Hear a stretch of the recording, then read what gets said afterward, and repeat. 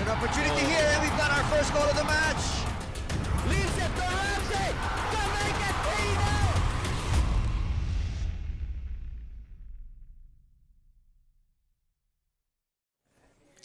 Coming at you live from the National Football Center in Carmona, Cavite. Welcome to the future of the Philippine Football Federation's headquarters. It's a beautiful day, as you can see, partly cloudy, not a lot of sun. It's the perfect conditions for what we have in store for you today. Welcome to the rematch, Double or Nothing, a battle for third that is not just a consolation, but a glimpse into the new emerging hierarchy at the top of Philippine football. It's going to be a fantastic afternoon, and we've got the pleasure of sitting pitch side, and that experience made better only by sitting across, or next to, rather, a wealth of football information. Darren Hartman, what an afternoon and evening of games we have on our hand. First, the perfect appetizer in Stallion Laguna FC taking on dynamic Herb Cebu, and later on, the final between the young guns of the Azcals development team and Kaya FC Iloilo. The questions that we have here today are two. Can Stallion Laguna maintain dominance over the new promising upstarts from the Visayas, or will dynamic Herb Cebu show that there is a new force to be reckoned with? We don't have long to wait to answer those questions. Darren, what are your thoughts on this match? Well, of course, they'll be going up against each other for the second time in quick succession. It's going to be about whether or not Stallions will adjust or whether or not Cebu will adjust. Of course, the games in the semi-final were so tough for both of these sides, so there will be changes in terms of personnel. It's going to be up to the coaches whether or not they make changes in their strategy, but it's going to come down to who wants to come third and who doesn't. It's going to be a really, really intense game.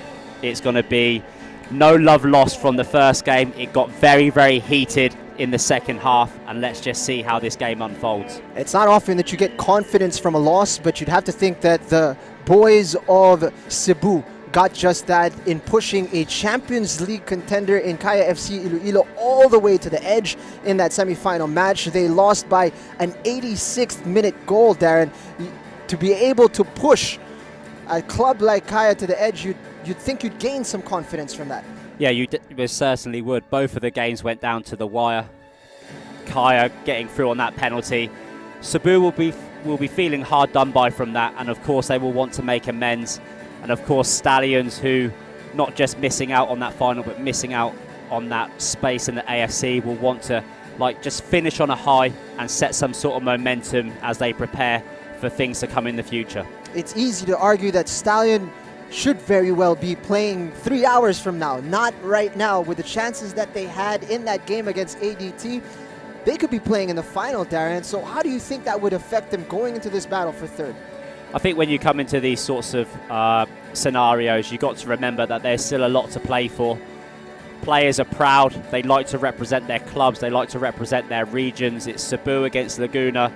And of course, there's going to be, those bragging rights as well. And just setting that little bit of you're imposing yourself on the game, because when the teams meet again next time, it will be in a league format and you'll want to go in with that mental strength. It's a test of character here for the men of Ernie Nieres, and he's switched things up a little bit here. He's introduced James Hall to come in at right back. He's got Pusing holding down the midfield, and Trujillo, a first appearance from him.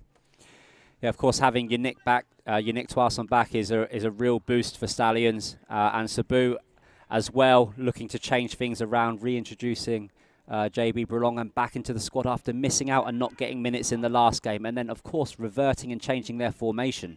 Yeah, 3 at the back here for Cebu. A bit of a surprise as Coach Bingbing Colina is switching things up and trying to find the right formula that will find him success moving forward.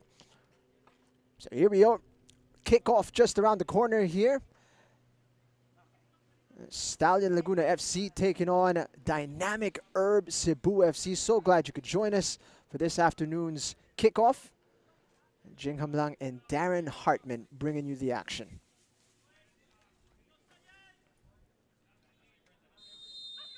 And here we go. Stallion Laguna desperate to be able to do the double over Cebu. And meanwhile, if Dynamic Herb can walk away from their first professional competition with a win here. And to take third place, that would be massive for this club. Yeah, it'd be huge taking a third place back to Cebu. But of course, Stallions will have something to say about that. Stallions playing today without Placito at the back as of now. Perhaps feeling the fatigue of that really long, enduring game against ADT. So changes in personnel, changes in tactics. This is exactly what a third and fourth playoff is all about. Seems like a big miss. Placito, of course, scored in that game against ADT, was man of the match against Cebu in the first encounter. So not having the big man at the back, how is that going to affect this Stallion side? Well, it's about adjusting. I mean, the two centre-backs look really settled, the same as Cañas and Cordova are for Cebu.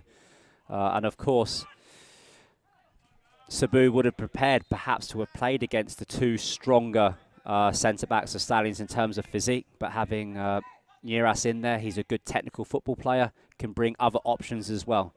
I was speaking to some of the coaching staff from all of the clubs really who are involved in this Copa, and one of the things they've been saying is because the competition is short, they do like to change things around so they're unpredictable. The coverage is good, it's excellent actually, and of course they can just re-watch the games whenever they want to re-watch them. I've spotted loads of players who have watched little phases of the game and said, oh, what do you think of this, what do you think of that? So it's very easy to find out about the team you're playing against. So keeping it sharp, keeping it fresh, making a few changes here and there is beneficial.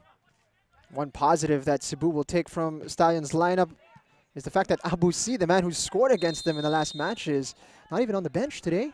Won't be involved at all. A quick look here at Trujillo. Brand new man here for Stallion, getting his first minutes for his new club here in the Philippines. Melgo going long. It's a wonderful ball for Corsame. Chance here for Cebu, Borlongan. And that's out for a corner kick. He was trying to lob the keeper and had the right answer there. James in goal. And that comes down to just one of those situations where it's a really good positive pass forwards. And it's fallen to Borlongan after the first attempt. And I think for a player like JB, if he's fit, if he's match sharp, he's lifting that into the back of the goal. Just maybe a little bit of confidence there. Would have been able to just lift it over the goalkeeper. But that's a fantastic ball just to pick out the run. And brave goalkeeping. Corner kick incoming here for Cebu.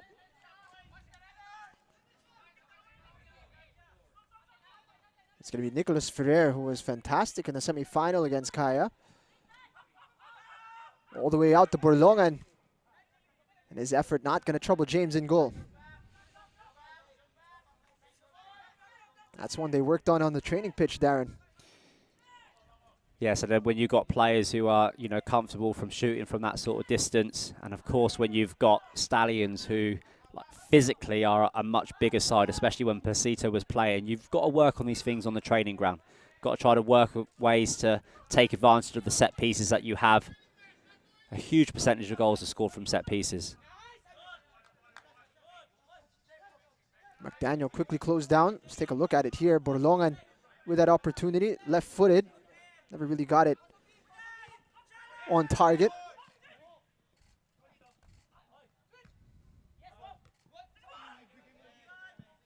First touch there for Rosquillo. Just a young man at the back here. On the right side of this back three for Cebu. Standout from Brota Nuevo. It's being described online as a man-child.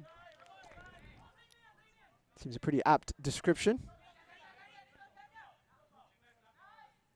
Gets his head to that. Yes, he's most certainly playing beyond his years. Got a good head on his shoulders. Listens to instructions well. And of course, the coaching staff from Cebu really must trust him to put him in a part of the back three. Not the best header away from Gadia. Saldivar takes a touch. Looking for a bit of support. He goes all the way back to Villanueva.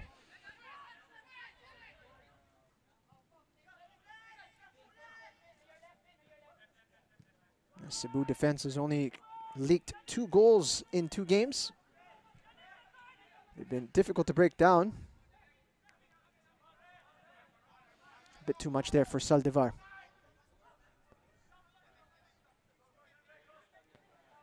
Boy, Saldivar has been a real bright spot here for Cebu.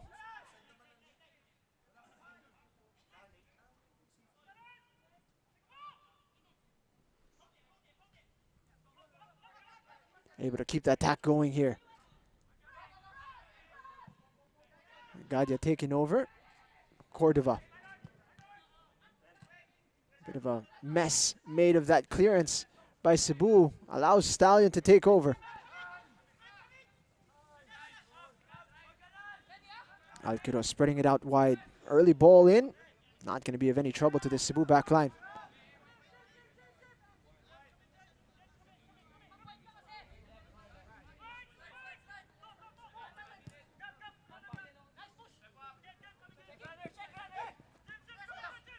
Ferrer. We're going to thread the needle to Miyagi. Bedia.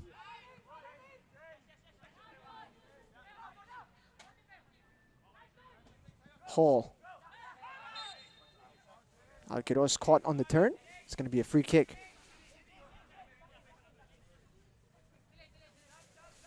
The captain of Stallion had a great chance in that semi-final. Him alongside McDaniel will have a real point to prove in this game. Good turn from Nate. Missed opportunity there from Miyagi.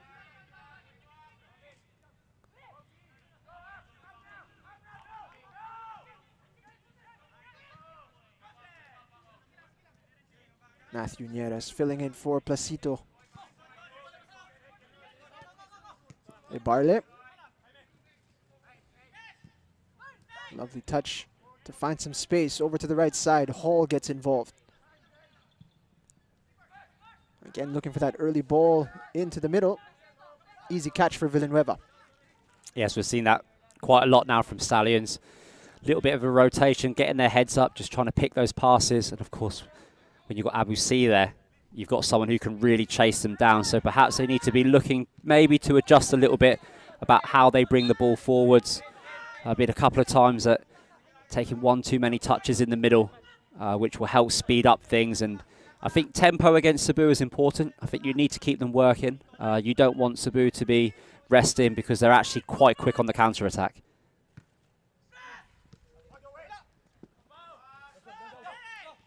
Bundled over the ball by Gadia. Stallion have a chance here. Looking to stretch the men in red. Lovely ball from Hall. Looking for the reverse pass to Trujillo.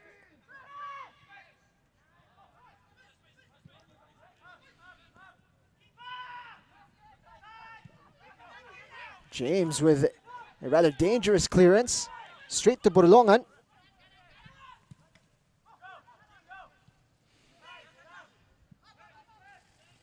A moment of bother there for Stallion.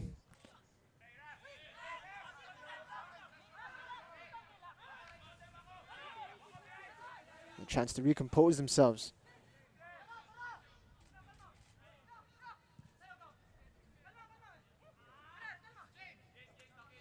Silva gives it up to Nieras. We're closing in on 10-minute mark of this contest. Oof. Trying to make the connection there with McDaniel.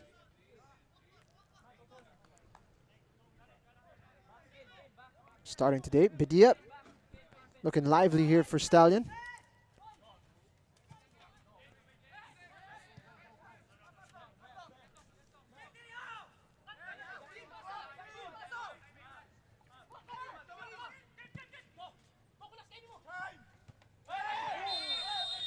Foot was high from Ferrer. No harm done to Di Nebarle.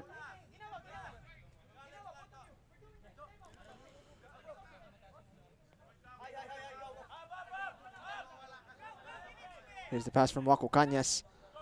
We're going to make that connection. You see the eyes only for the ball from Ferrer. It's going to be a very interesting matchup on Stallion's left-hand side. Ibale against Ferrer. Two players who you would say are in relatively good form coming into this third and fourth playoff. Brazilian opting to go to the right with James Hall. Still haven't been able to find Trujillo, Mexican frontman. Don't think we've had many Mexican players here in the Philippine League, Darren. I believe we've had coaching staff though from Mexico. Right, that's right. Yeah, there's been a couple coming through the Nike programs. I think been a few. Love their football there. Ferrer cutting inside, being hounded by McDaniel.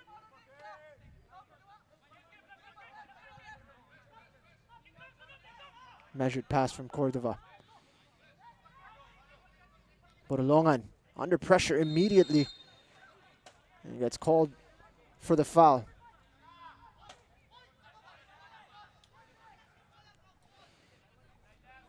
I must say, both teams are looking much more comfortable on the ball. Looking as if they've adjusted. This is their third game in the competition after many, many months without playing professional football. But much more comfortable than the first game. The first game, it was straight out of from the whistle, just up and down, up and down, up and down. But now you can kind of see players heads up, foot on the ball, picking their passes out.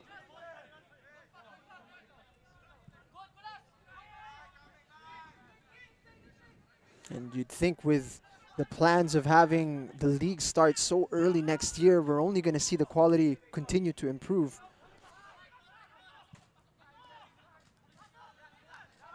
Yeah, I think it's going to improve in terms of its quality. It's also going to improve in terms of its participation, and of course improve from a fan's perspective. There's just going to be more people following the teams and it gives them more to play for. The standard of football has been pretty good this cup. Really excited to see how this game plays out, and then straight after this, just a couple of hours after, you get to see ADT play against Kaya. So lots of good football today, and almost like a teaser for the upcoming league. And I'm sure that will be in the back of the minds of the coaching staff and the players today as well. It's an extra 90 minutes. It's a bonus. And of course, just getting the ball moving around against people you're not used to playing against is what it's all about. And of course, there's rumors, Darren, that there are going to be new clubs that will be joining the fray. And when you look at the performance of Cebu, fresh club going up against a team that is established like Stallion Laguna and being able to perform the way they have done, it brings a sense of excitement for these new clubs that are coming in and hopefully being able to raise the level of competition in Philippine club football. Oh, I absolutely love it, especially to have provincial-based clubs, because the dream has always been to get yourself into a university, get yourself a degree. But so many top quality players after that, that's been it for their football careers. And now all of a sudden you've got Cebu. Not all of these boys are actually from Cebu. You've got players who are from other provinces that are really into their football. Cebu is inspiring other provinces to hopefully do the same. So Cagayan de Oro will have the Rapids play. And then it puts players like J.B. Berlongan and Jeffro Berlongan, Carlo Darin, and Troy Limbo, who are all from Cagayan, puts them in that situation where, perhaps one day I will play for that club as well. Saldivar trying to sell a call there, didn't get a whistle, but to your point, Darren, that's what you hope will be the appeal to a lot of these footballers, to be able to represent their provinces, their regions, as we look at an attack here for Cebu. Corsame trying to wriggle free there, unable to find enough space, and McDaniel has his counter-attacking attempts put to pause, and Gadia showcasing some skill there. And that's what football's all about, getting to express yourself. I mean, if you're not playing, you can't express yourself. So the more clubs, the better. Let's get a new generation inspired. There's plenty of people playing football now. We've just got to inspire them to take it up to the next step, be a little bit more disciplined, focus a little bit more on their development. And hopefully we'll see lots more new players and new faces coming through onto this scene. Good football. Singh dispossessed. Corsame with a push.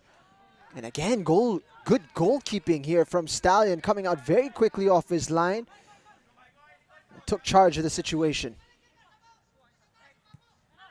That's the second time Melgo has threaded in a dangerous ball. It's a Cebu native pulling the strings in midfield for Dynamic Herb.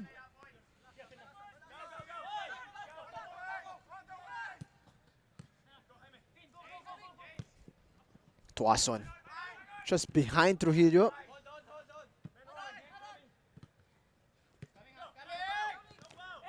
A strong challenge from Ferrer, but McDaniel gets away. He's got his head up, goes for goal! Off target, but not too far away. Ferrer getting a warning from Mick John Pineda.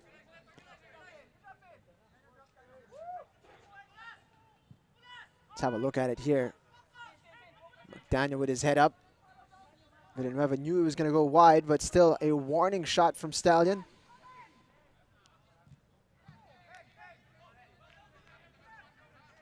Close game in terms of possession, and it's actually the upstarts from Cebu who are shading it.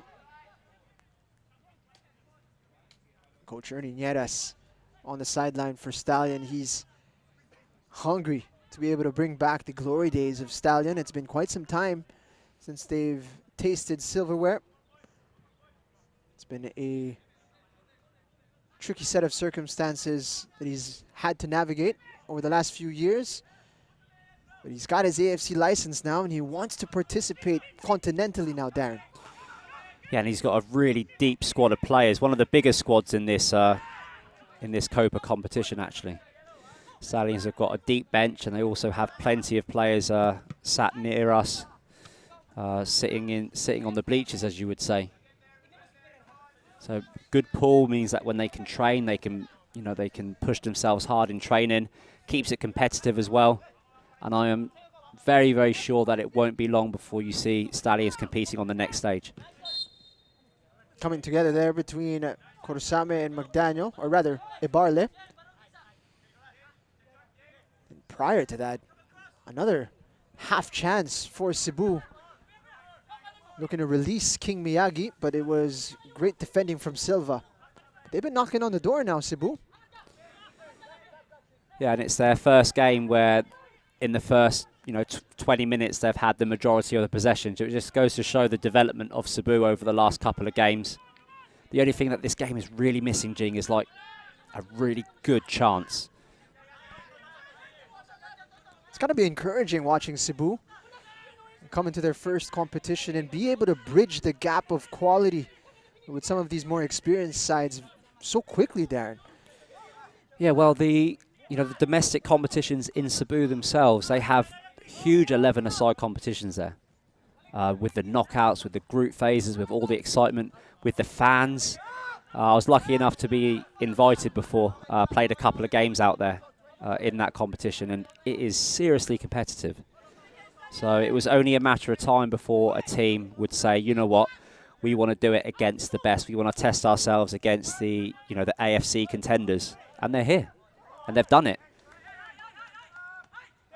And Cebu, Dynamic Herb Cebu, really trying to reignite that passion for club football in the province. There were a couple games that were played there in the early days of the PFL, and I believe the attendance records were set in Cebu. I could also remember an incredible Ascal's game which was played there, where they had to put up temporary bleachers just to try to get everybody into the stadium because everyone wanted to watch that game. There's no doubting the passion down there. And it's got to be a treat to see them expressing themselves here in Carmona against Laguna. They're looking quite impressive here in the early exchanges of this battle for third.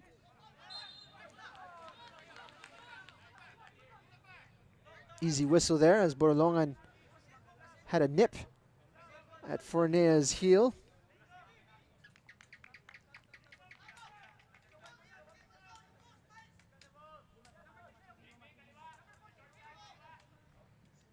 Borolongan pleading his innocence. Mick John Pineda disagreeing.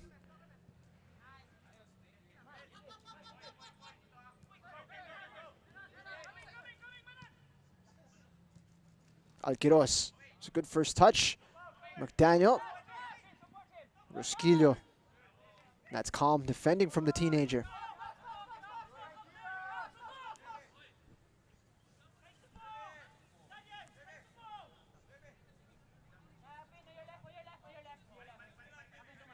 Opting to play short.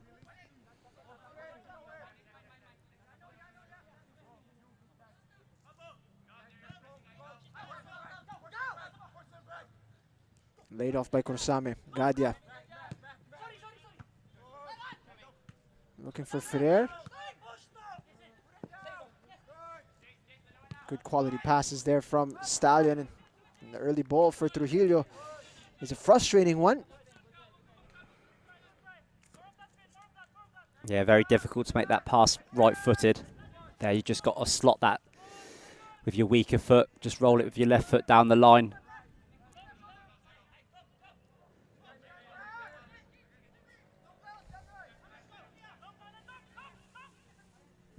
Cordova. It's a lovely ball. Saldivar is released. Can he find a teammate? Looking to cut it back. James Hall recovering just in time. Well, never had Jason Cordova down as a playmaker, but that's one of the best passes I think that we've seen in this competition. Just a fantastic weight of pass considering the distance and splitting the right back and the right centre back to perfection. And Cebu now have won themselves a corner, taken short. Couldn't get it down, under control with his first touch, Borlongan. Well covered by Ibarle.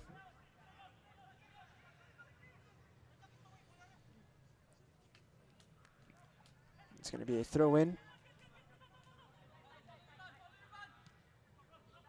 Laid off here for Saldivar. Borlongan sends it in. Easy clearance.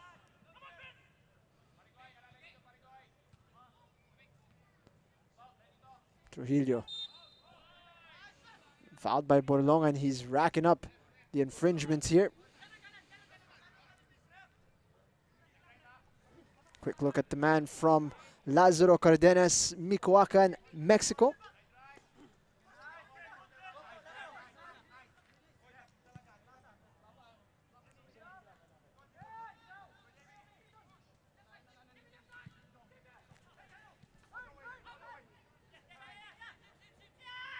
Pusing. Not on the same wavelength there with Finn McDaniel. Past the halfway point of this opening period. Who's the happier of the two sides so far, Dan? I would say at the moment it would be Cebu. I think they've enjoyed a little bit more ball possession, although they haven't really been able to break down Stallions in the final third yet. I think Stallions, just with maybe the extra changes, haven't quite adjusted to the personnel that they have out there. Big changes in the middle of the park are normally quite difficult to adjust to straight away. And Cebu, of course, making less changes in the middle. See, fantastic link-up play, got a better understanding.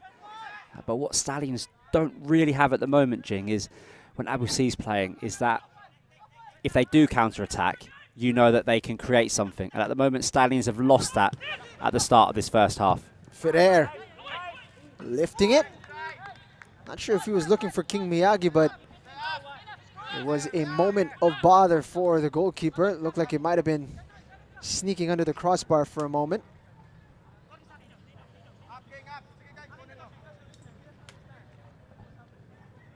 And has a look up.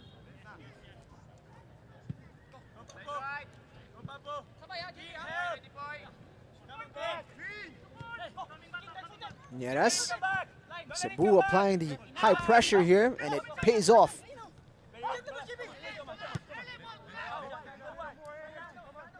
Cañas.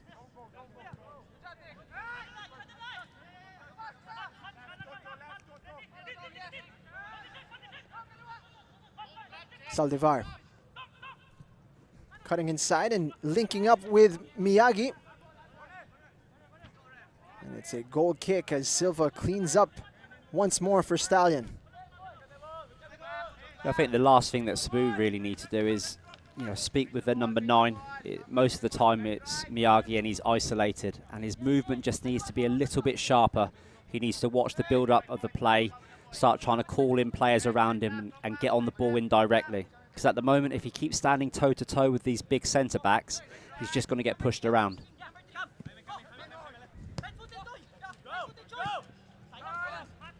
I know we can all remember the times when Phil Younghusband used to grace the pitch for us, and he'd always be looking across the back four for areas where he can work and exploit the back four. And at the moment, I don't really see that from Miyagi. He's staying very central. Yes, he's doing his role in the team, but he keeps on drifting over to Silva. And surely he's got to be drifting into the space in front of Silva and looking in between Nieras and Silva. Rosquillo looking to thread that needle, but Ferrer wasn't making the run.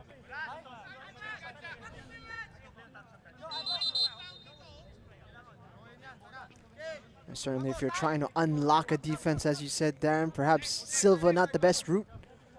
But here we are, early change for Stallion. It's going to be Darwin Regala who checks in, and it's going to be James Hall who makes way. So a change at right back, it seems, here for Laguna. Interesting one. I didn't think that James was having a bad game, but he was perhaps playing the ball forwards quite directly. He was playing it through the line straight to his attacking centre mids and to his strikers, and perhaps that's not what Coach Ernie Nieras is looking for. Perhaps he was looking for a little bit more patience. Because that's one thing I can say about the way that Stallions is playing this half, is they're not forcing it. They are trying to build up and they're trying to play. So that's the only thing that really comes to my head, is perhaps it's a tactical thing. Miyagi coming from an offside position, so flag is up. So Darwin Regala, the change here for Stallion. Not often that you get substitutes before the halftime whistle, but clearly Coach Ernie Nieras not happy with what he was seeing.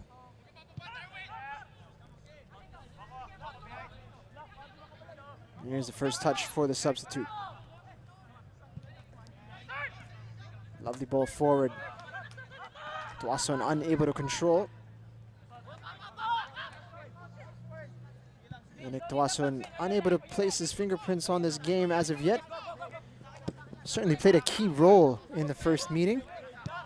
You could say both good and bad for Stallion. Provided the assist, but also brought his team down to 10 men after picking up 2 cautions. Again, James out to collect. Ooh, a real chance there for Cebu. Goalkeeper's been excellent, covering his box, playing as a sweeper. And again, Jason Cordova, playmaker, just lifting the ball through. It's a great little time run there, but brave goalkeeping. Brave as well from Miyagi. I hope he's okay. But very, very good goalkeeping. Wouldn't be surprised if he had the wind knocked out of him. There's quite the collision with Kenneth John James. Of course, Kenneth John James played his football with Ateneo de Manila University. As a champion with the UAAP side.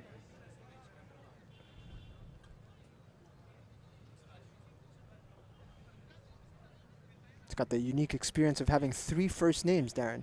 Kenneth John James. Not too many people have that.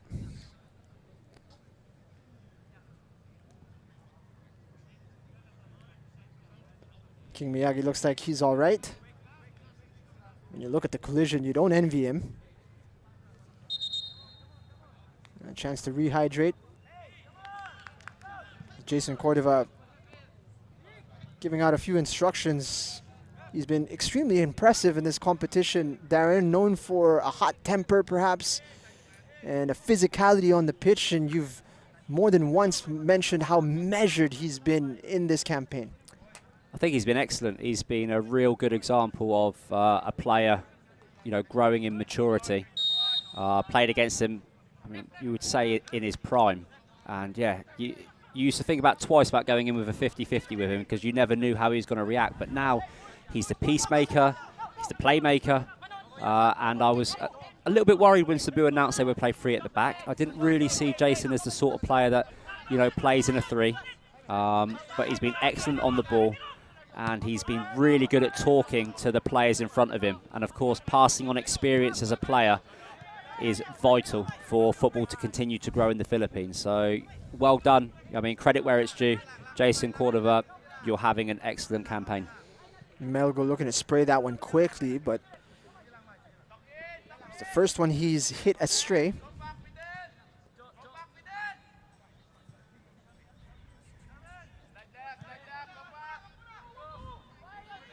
Melgo, product of Cebu. Played his football at the University of San Carlos.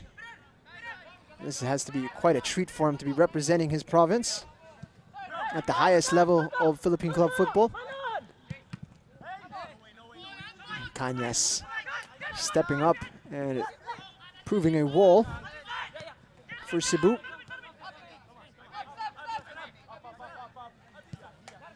Missed out on football last year, Waco Cañas. But he's come back and really slotted in as if he hasn't missed a beat. Good ball once more for Cordova. But the offside flag is raised. Oof. It's going to be a problem for the right back. It was 2 against 1 for Cebu. And I think it was Saldivar who had drifted offside when the ball had actually ended up falling. That's right. Although he hasn't made contact, you could say that in terms of creating a 2v1 scenario, you could say that he's interfering with play. It's 3 passes now, I count, Darren, that Cordova has played through.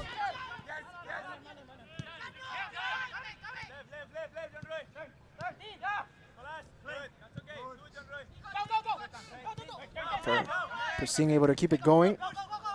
Padilla has his pocket picked. Gadia. Good ball here for Saldivar. He's going to go early, and it's going to go high. 3 inside the box. Chance wasted.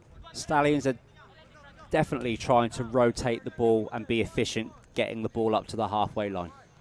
I mean, perhaps that's what Coach Hanley didn't like in what James Hall was doing, who was playing forwards quite quickly. I mean, a lot of players who come through the academy systems are told, when they get it in low rotation, first of all, look high first before you rotate. So perhaps tactical. Whereas with Cebu, I think if they just picked up the tempo of their passes, Cebu, they could start pulling Stallions around. There's a couple of players in the middle of the park for Stallions whose touches need to be a little bit more tidy. Like the way that Amita does it for Kaya. Of course, Same able to turn. Certainly make it into the final third a lot more often in this game. Cebu. Yeah, but if you can understand what I'm saying, if they just punch the ball a little bit harder, the tempo would be so much higher for Cebu. Saldivar. Oof! Off the upright. As that ricocheted off Silva. What a chance there for Cebu. Still hunting that first goal of the competition, and that was about as close as they've come. Well, it's one of those things when you play with the 5 players across the middle, you get that extra width. And Silva, very, very fortunate. Wouldn't deserve to concede an own goal. Had a great campaign himself. But Cebu just showing a little bit more spark. And I think if something like that can get this game going, and Cebu can start punching this ball around, they should push in these last 10 minutes because the goal is there if they want it.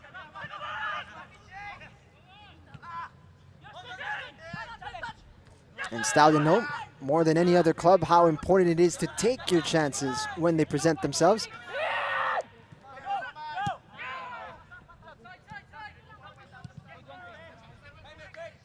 If you look back at their first meeting in the group stage, Darren, it's night and day. A completely different contest. Yeah, it's so different, and Stallions are being very patient, getting in a lot more passes than they have done in other games. And of course, with the opposition that Stallions have been up against, I think that, passing and moving and a certain style and a certain rhythm is starting to come through in Philippine football, and perhaps Stallions are just trying to get that rhythm themselves.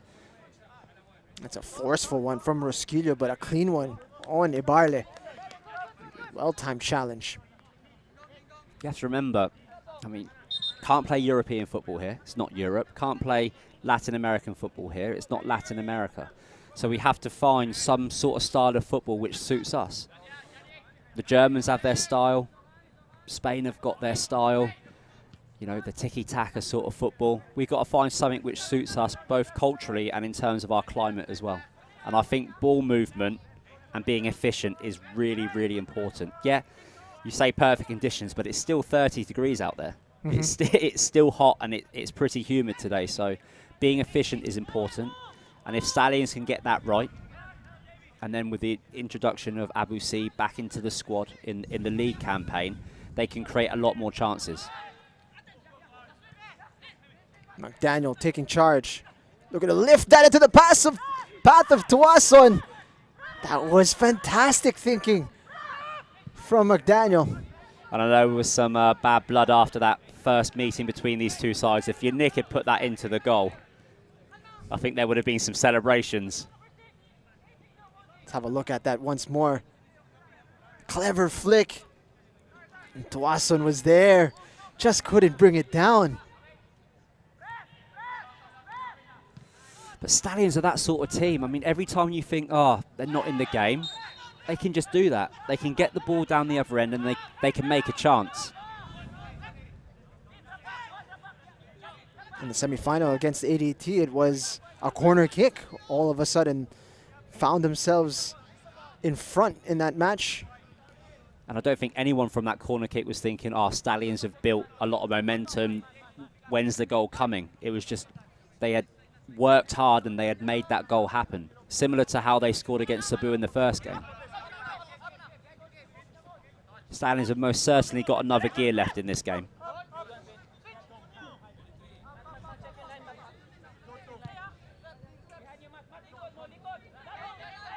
And you mentioned earlier on at the start of this half, Darren, that there's one eye on this game, the other on what's to come, which is the league in a few months' time. And if you're Ernie Nieres, you're also getting a test of character for the personnel on the pitch right now. Who's going to be useful in the upcoming campaign in 2022? Gadia able to rob Nieres. Looking for a teammate. Couldn't find one as Silva snaps it up. Again, a dangerous run inside Stallion territory. McDaniel. That's easy for Villanueva.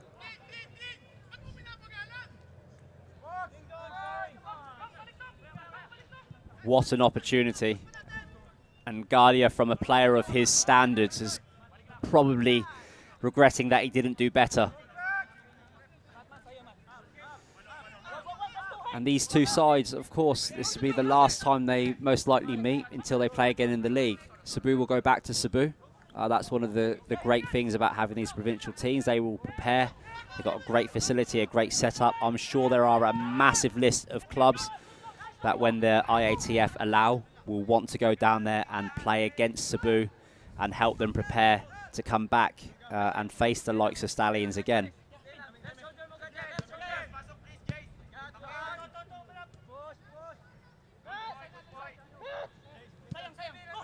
Nieres gets it out wide to McDaniel, who's been starting to come alive here for Stallion.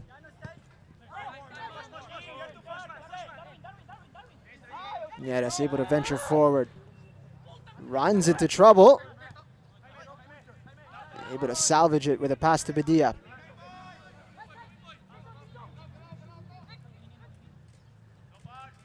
Tuason cutting inside Melgo. And that's lovely from Ferrer. He's got Kursame in front of him. He's got plenty of pace.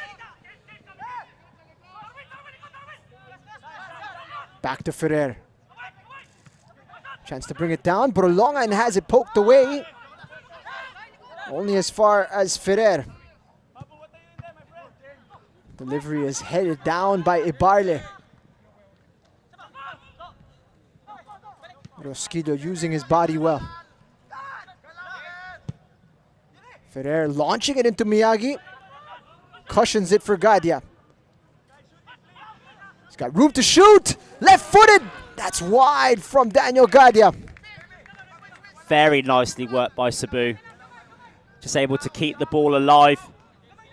Ferrer doing his part, trying to lift it into the box a couple of times, and then when it did get into the box and it fell to Gadia, fantastic quick feet just to get around his man, and then left foot. Oof, I don't know if the goalkeeper's got that covered. Great snapshot.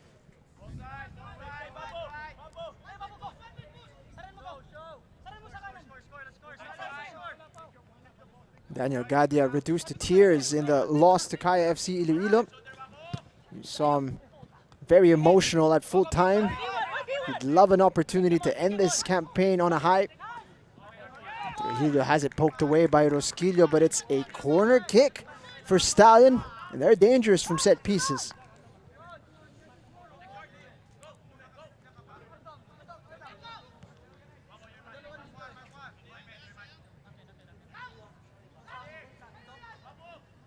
And the sunshine is coming down in such a way that it might be a factor for Ace Villanueva.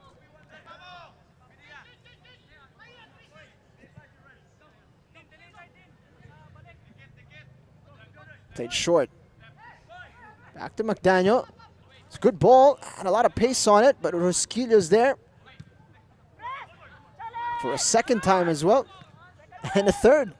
Still unable to clear. And finally, free kick.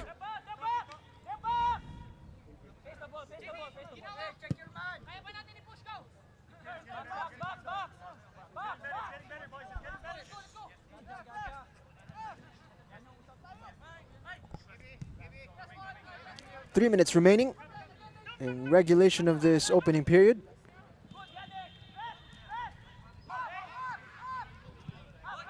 At half-time, Cebu just really need to talk about making sure they make the most of their possession. We need to remember that when, good ball forwards, that when ADT played against Stallions, the ADT possession was almost at 70%, but Stallions still managed to score. Rosquillo gets himself into trouble. McDaniel did well to hold things up. Regala making the space on the right side. Rather, that's Nate Alqueros. He gets there. Gets Pusing involved, and Gadia runs him over.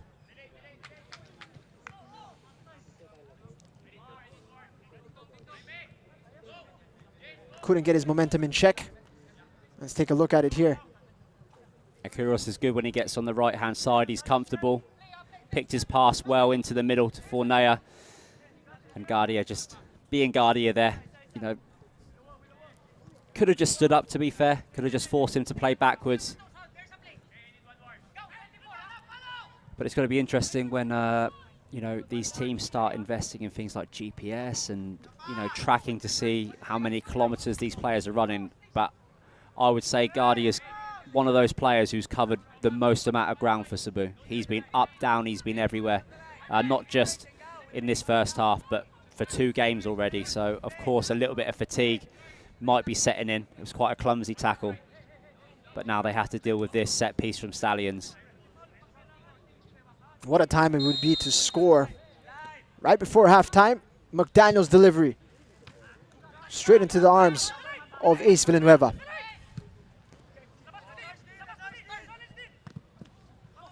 Korosame didn't see Silva over his shoulder. And that's a lovely couple touches from Trujillo, but Rosquillo is quick to recover. Let's take a look at that shot from McDaniel. He went for it. It's on target, but not enough power to trouble Villanueva. Yeah, I've had you know, the pleasure of watching my brother Mark practice taking free kicks. Absolutely incredible. The only advice you can give to the youngsters out there, if you're going to practice a free kick, practice it properly. Because when you go into the game, you're going to get one chance and one chance only. And also, do your homework, study the goalkeepers, so you know which sides they prefer to dive. All goalkeepers have a stronger and weaker side, so make sure you pay attention to that as well. Delivery from Alqueros, and that's a crucial catch from Villanueva. Silva was right behind him. 2 minutes added on. Playing time, 2 minutes. Stallion coming alive here as this period comes to a close. A half that has been mostly dominated by Cebu, at least in terms of possession anyway. And they've been venturing forward quite a bit without really creating clear-cut opportunities. Stallion in that regard have been holding firm. Ball into the box from Saldivar, headed away. Melgo, we're going to first time it into the path of Corsame, eventually gets there.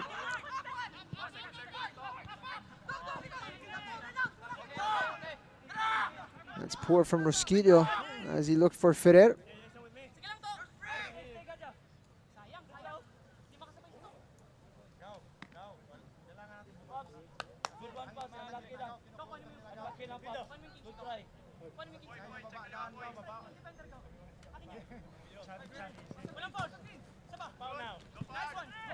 Ferrer winning that battle with Trujillo. And he's the type to like to get physical, Nicolas Ferrer.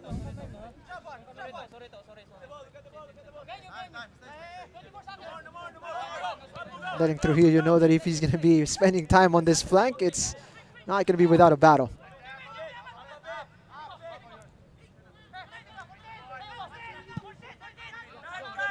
Launched forward. Could be the final play here for Stallion. Can they make it count? Counter attack. Potentially here for Cebu. Melgo. Nieres. Half cleared, and there is the halftime whistle from Mick John Pineda. It's been competitive. It's been tight. And as it stands, scoreless at the break. Dynamic Herb Cebu, likely to be the happier of the two sides, but still nothing separating the two. Darren, your thoughts on the opening period? I think that it's had its moments. It's not been the most eventful first half so far of this cup. But what I can say is there's definitely more to come. It's going to be about which team is going to be willing to take that risk and just push the tempo higher. It's had its chances. A lot of them have been half chances from outside of the box. Apart from that, really, there's been a couple of times where there could have been more quality on the final product. But both sides most certainly have got another gear. And I'm very, very excited to see what will happen in this second half and how the coaches make their changes, Jing. Kenneth John James has been the busier of the two goalkeepers. But as we saw here, as this first half got deeper, we saw that Stallion had some opportunities, able to carve out a few more chances, with Finn McDaniel in particular looking like a bright spot here for Stallion. Yeah, Finn McDaniel's looked good because he's played on the left-hand side for the whole campaign. He's been able to build a relationship with his left back, so let's see how it happens. 0-0 at the moment, Jing. Looking forward to the second half, and we look forward to having you there with a short break. We'll be right back.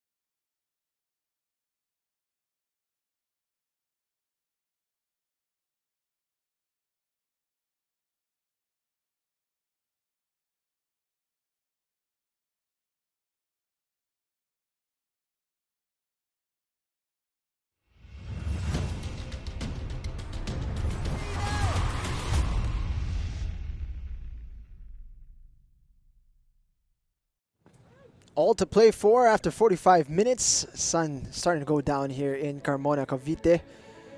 Means the heat on the field will start to mellow out, and hopefully the action picks up as well as we find ourselves scoreless at the break.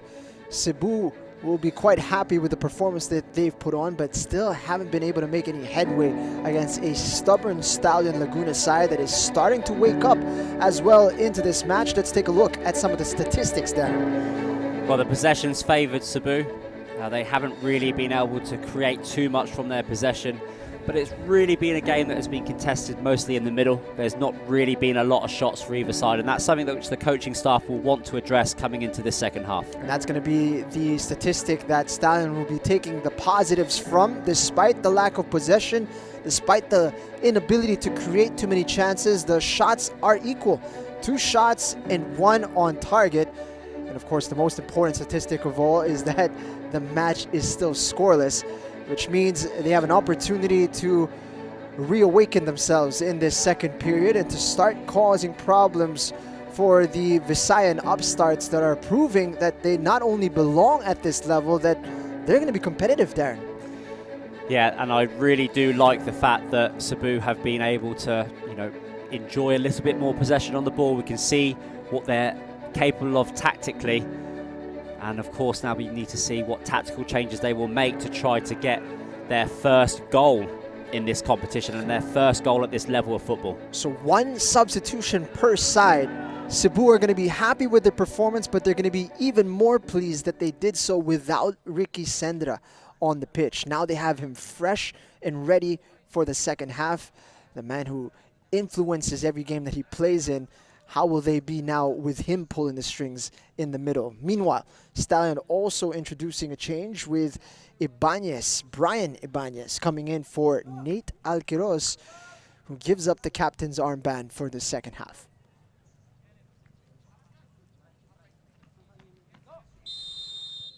So here we go, second half action underway at the PFF National Football Center. FC. Number 6, Nate Alquiros, replaced by number 25, Brian Ibanez. So glad you could join us here for this action. Battle for third between Stallion and Cebu. Number 29, Jing Hamlang and Darren Hartman calling the action for you. 8, Ricky What is the appetizer for the final day of the Copa Paulino Alcantara? Later on this evening at 7:45, it's going to be the Azcals development team taking on Kaya FC Iloilo. It's expected to be a heck of a game. But first, this one is going to provide the fireworks. Giving a little bit extra there. Trujillo, his welcoming to Philippine football is continuing, Darren. Yeah, well, we know what Cebu are about. They're not frightened to put a tackle in. Not really too much in that, but I mean, the dugouts are always close to the pitch, so you've got to be careful when you're running into those areas. But I really like the substitutes from both sides. I mean, great option for Cebu to have, to be bringing on a player like Sendra at the start of the second half. We know that he's commanding, that he bosses the areas. Collision there between Cañas and McDaniel. Just a fair challenge there for the ball in the air. First pass from Sendra. Not making the connection. Fideres passes soft. Trujillo seeing if he can cause some problems. Collision at the edge of the box is clean, says the referee. And Rusquillo let it go to the detriment of Cebu here as it goes out for a corner kick. Small misjudgment there, perhaps a lack of concentration. Showed good strength and pace, and maybe just didn't feel that that had just ricocheted off his shin there. And I think whenever you're a defender, you should never take a gamble. If you're unsure, that ball's got to go. So in that situation, if you're unsure whether or not it's going to be your goal kick, you've got to make an effort to keep the ball on the pitch.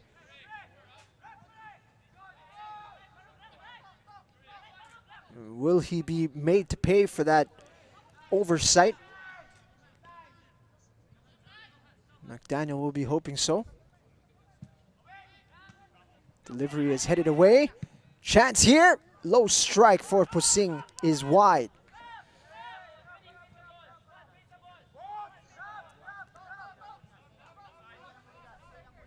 Without Placito playing for Stallions, who is suffering with fatigue from the last game, it really does give Cebu the advantage when it comes to the corners. You can see there that Jason Cordova, who's probably second best in the air to Cañas, is able just to be free. And that's a huge advantage to have from a set piece, to have one of your stronger players in the air, not having to pick up a big physical, strong presence in the box.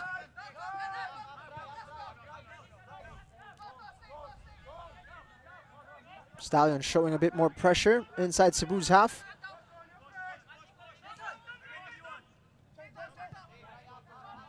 Trying to hurry the center backs here of Cebu. Yeah, and Stallions have changed it around a little bit in the second half. Looks as if McDaniel and Tuason are both staying quite high when they get on the ball. Defensively, Yannick seems to drop first, but it's going to be interesting. Especially moving their striker from the first half out to the left wing. Few changes. Great ball forwards. Oof. Corsame gets ahead to it. And yet it's just about able to clear the danger for Stallion, but what a ball from Sendra. And that is the creativity that Cebu were missing in the first half. All there, just in one pass, unlocks the defense of Stallions, and again, brave goalkeeping from James. Pusing. Trujillo able to get more distance on it. Miyagi. Again, called for offside. I called up Miyagi on it in the first half. Just his movement just needs to be sharper and more aware. I mean, you're going up against defenders who have loads and loads of experience. They know how to play against young strikers. You've got to be really at the top of your game if you want to get goals at this level. And of course, if you are a striker, unfortunately, you're judged on the number of goals that you score and the number of goals that you help create. We're seeing Cebu tick a lot of the boxes required to compete at this level. They're certainly extremely resolute. They're organized, Darren, but as of the moment, we just haven't seen them be able to create goals. And that's what experience, I mean, we saw it with the under-23s and ADT, you know, work so hard for many games at their system to try to unlock where the goals come from. And when they came, they really came. So we're really waiting for that breakthrough moment as well for Cebu, where everything comes together and they can capitalize on their possession and really capitalize from getting themselves into good positions. And part of that is not giving the ball away so cheaply. Oof, we missed the contact there, but Borlongan came up in a bit of pain. You can see it's some significant pain. I think frustration there. Bit of an untidy pass. You can't really make those long, flat, square passes across, especially from the middle of the park. Defenders are too sharp in transition. They're going to read and they're going to step in on the ball. Got to be a lot more smart when it comes to making your forward passes. Tuason, he's got Ibanez running on the outside. Opts to cut inside, but Ricky Sendra is there. It tidies up quite nicely. Cordova. Cañas looking for an option in front of him. Finds Miyagi. Corsame caught in two minds and gifts the ball to Nieras. Trujillo with an errant pass. Miyagi gifted the ball. And that's an easy save for the goalkeeper in the end. Well, and in football, that's what you call a gift. I mean, Stallions potentially on the counter-attack, makes a decision to play the ball backwards, doesn't pick out his man, miscommunications, and then Miyagi there really's got to get his head up. He's got to be looking for a better option. He's already wide.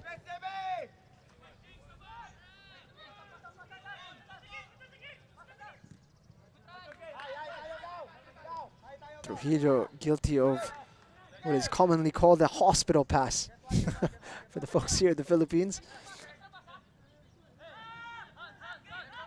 And on your debut, in front of your coaching staff, that is not the sort of pass you want to be picking out. McDaniel, nice turn. Ibanez attracting the danger, eventually gets the ball and gets it back to McDaniel. He's got room into the box there, just no white shirt at the end of it. Ibanez now, can he get a shot away? No, Sendra closes the door. I thought Ibanez looked good in his last outing. Fantastic pace. Really changes the dynamics now in terms of options for Stallions when they're going forwards. Native of General Santos City, Bernard Brian Ibanez. Played his football for National University and now playing in the top flight.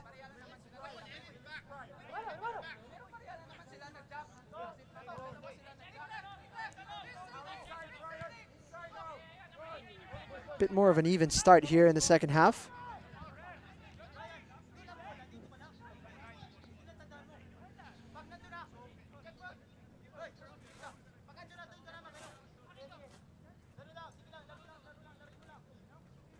Stallion still looking for a sustained bit of pressure.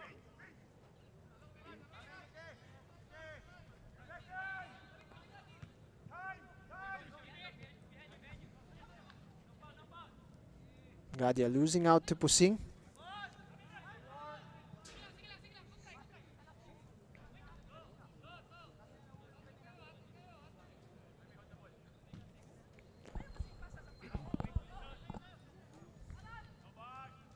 Tuason cushions it.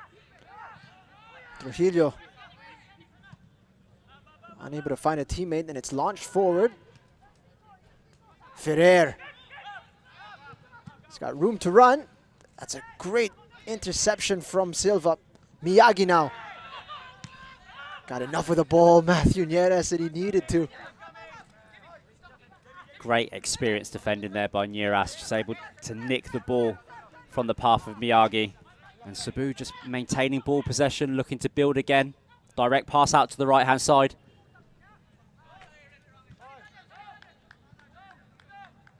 Goal kick coming up, and a substitution as well for Cebu. They're gonna pull the trigger here after 10 minutes in the second half. Let's take a look at the opportunity.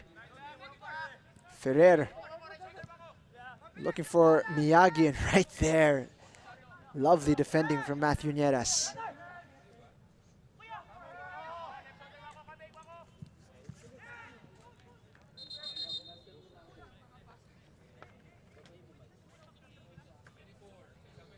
So here we are, substitution about to be made as Steven Patalinghug gets prepared. For Dynamic Herb Cebu FC. Number Steven 14, Patalinghug, born in Lapu-Lapu City, played his football in University of San Carlos, and replacing the impressive teenager in Rusquillo. Yeah, I feel Rusquillo was just perhaps the occasion was getting to him a little bit. Wasn't as tidy on the ball as what we've seen in other games. And of course, Cebu reverting to that three at the back. It's a big responsibility in terms of how you contribute with your forward passes. Talk about forward passes. Jason Cordova's forward passing has been excellent today.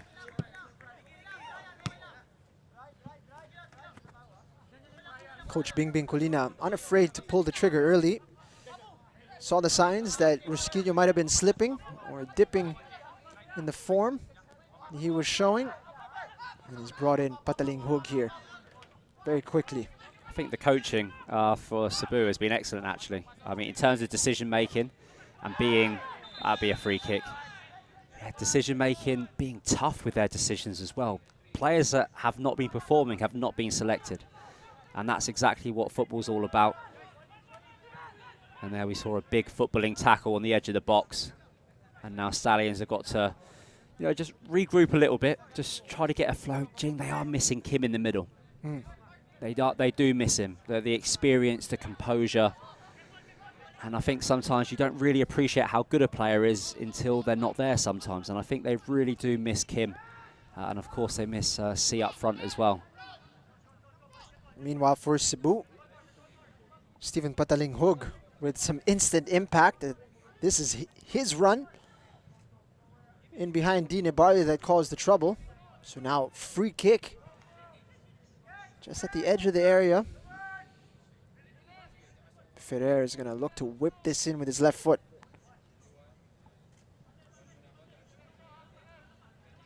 Five inside the box.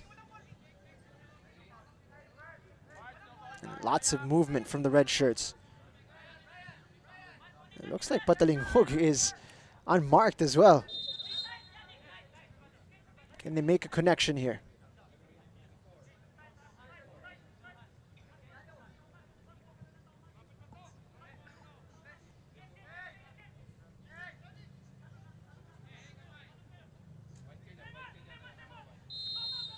Ferrer's delivery. It's a deep one. Too deep, in fact. It sails over the entire sea of red and white in the middle. I'm sure there's already people watching at home thinking, what happens if, you know, from these set pieces, no one's able to score? What if from open play no one can score? Well, the answer would be it would go straight into penalties. No extra time, just straight into penalties if you're wondering. And I'm sure that Cebu will not want their first goal not to be in regular play. I'm sure they will want to push. Perhaps on the 60-minute mark, you might start seeing a really big increase in tempo.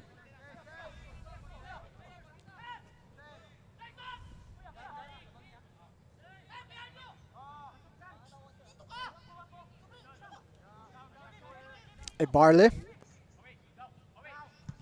lacked a bit of power in that delivery.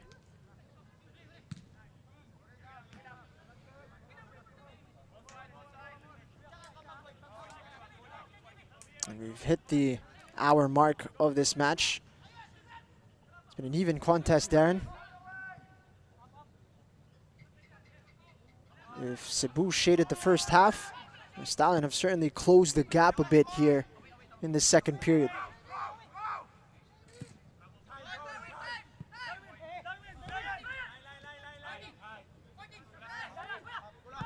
Regala. Ibanez. Tuason called for the foul.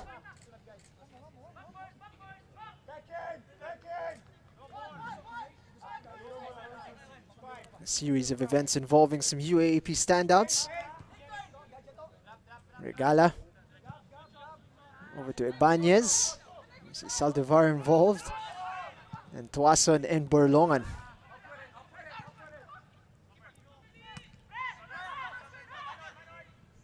Lovely to see them all continue their footballing journeys here into the pro game.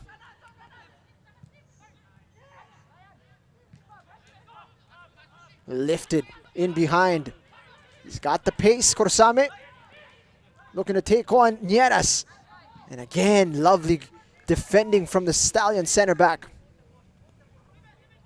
That was a good one-on-one battle.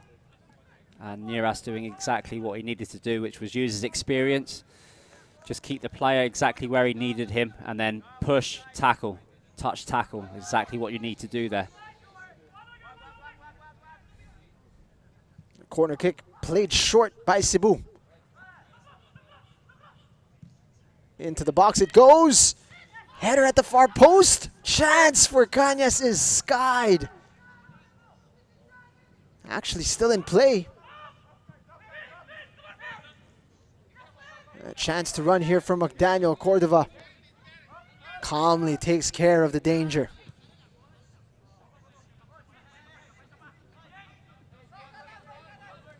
Just cool, calm, collected from the veteran. Eased McDaniel off the ball. Now the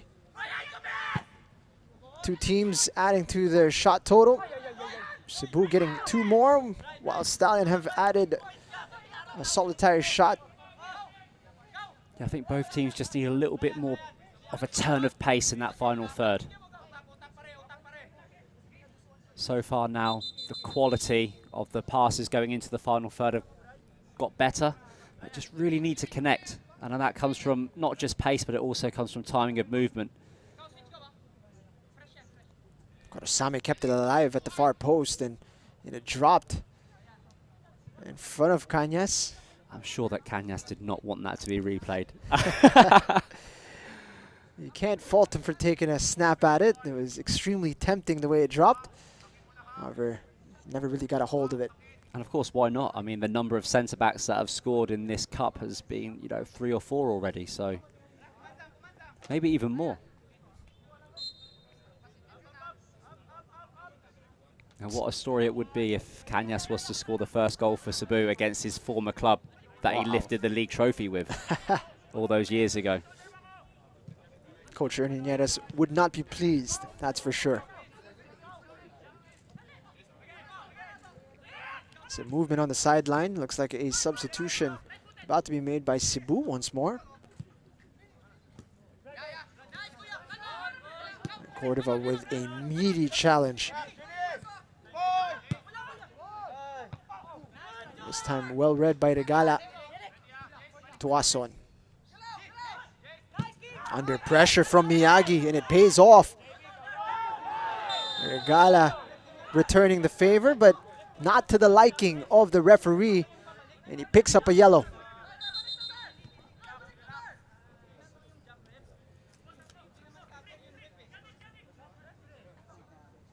Regala upset, saying that Miyagi's challenge was illegal, but it looked clean from where we were sitting.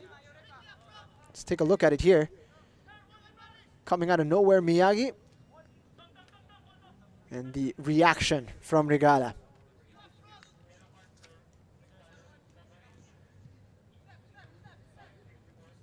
It's always the reaction that gets caught. Yeah, it's one of those things. It's not the best area to do it.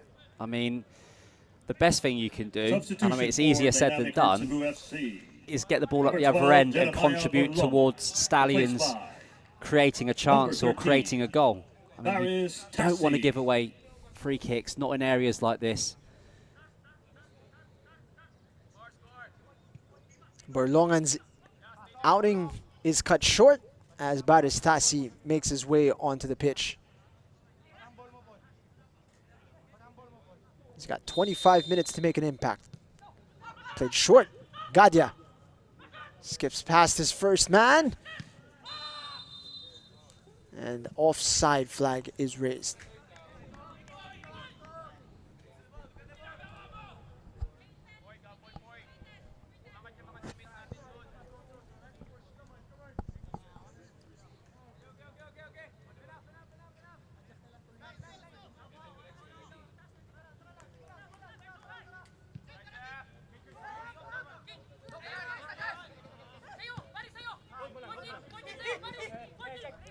Regala's got room to work with here.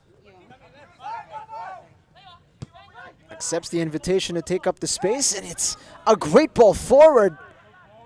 Ibanez able to nick it past the Cebu players, but nobody there to take advantage. Not the best of judgments from the goalkeeper there. Mistimed it, and that could have ended up nasty for Cebu. This was the chance earlier from Gadia. Here was the response from Stallion. Look at that. Well off his line, Villanueva, but it didn't look like he was ever going to get there, Darren. And it looked as if the defenders also had that situation covered. It's going to need to shake that off very quickly, as Stallion looked to apply even more pressure here. McDaniel's delivery. It's a high one. Villanueva just about able to take charge. Former teammates as well there in Tuason and Villanueva. Let's take a look at it here. Needed to be strong, the goalkeeper. Tuason causing a spot of bother there for Ace Villanueva. And it might take a moment like that. Might take a big tackle, you never know, just to get this game going, really. At the moment, it's got penalties written all over it, Jing. Silva asking for his goalkeeper to come out and get it. It was a risky decision, and he was almost made to pay.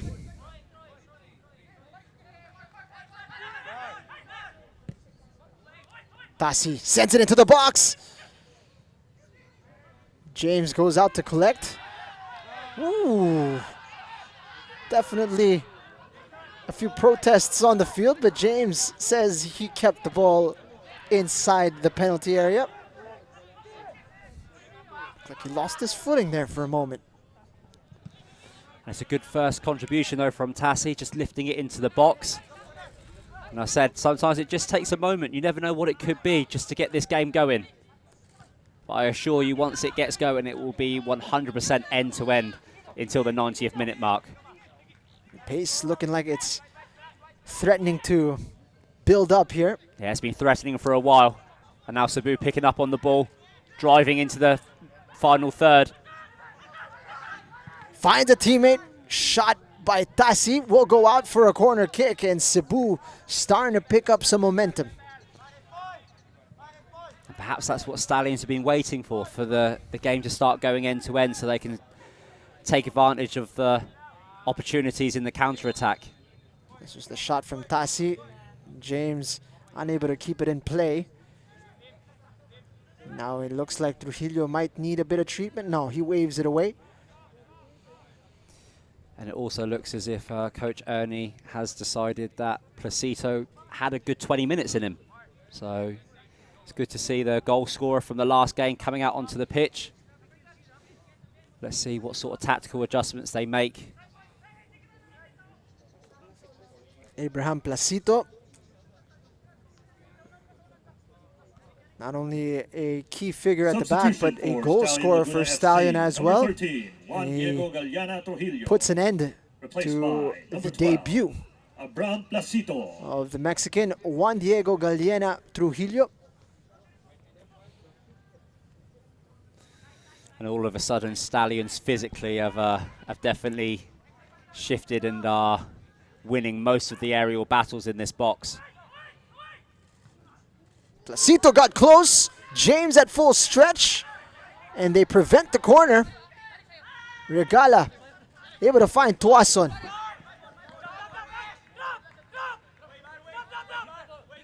Brief moment of danger for the men in white. It's a good header.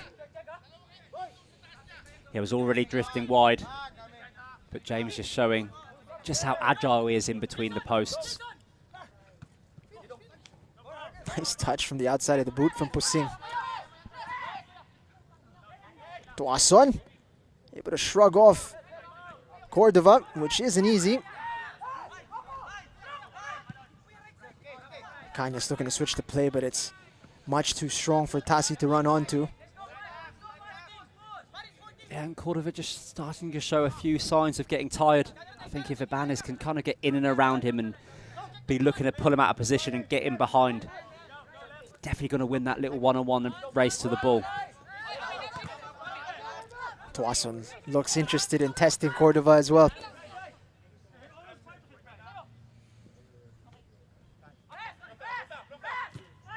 Saldivar, no whistle.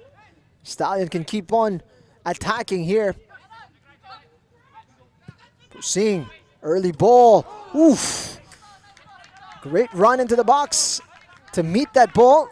Excellent football from Stallions. I thought it would be Cebu would be the team to first try to step up the tempo, but great combination play. Yannick just dropping it off. And then Fornea whipping it into the box. First time volley. If that goes in, that's an incredible goal. It was tight as well. They really had to work the ball well to create that opportunity. If that hits the back of the net, Darren, that's a minimum 5 replays at least.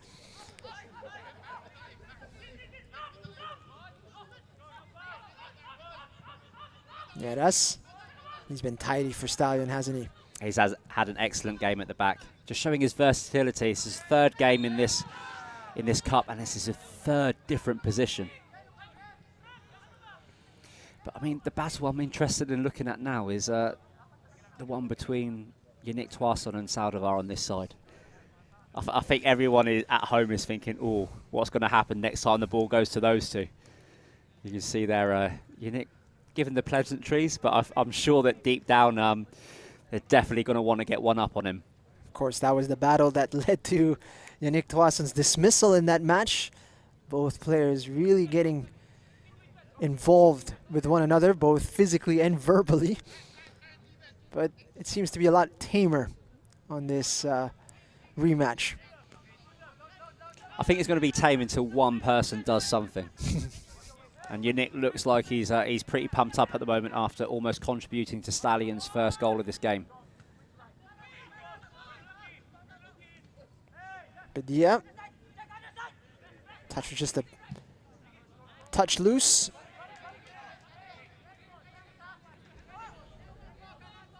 Sendra has made a few contributions to this game, but hasn't been able to bring it under his spell just yet. Yeah, he looked sharp at the start of the half. Kind of, faded into the tempo instead of keeping the tempo high like we thought he would do.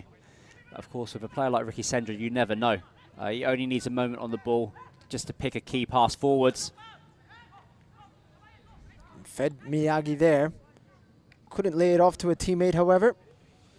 And I mean, if it was hard for Miyagi in the first half, I mean, with the reintroduction of Placito in there, just made his task to get his first goal and Cebu's first goal all that harder.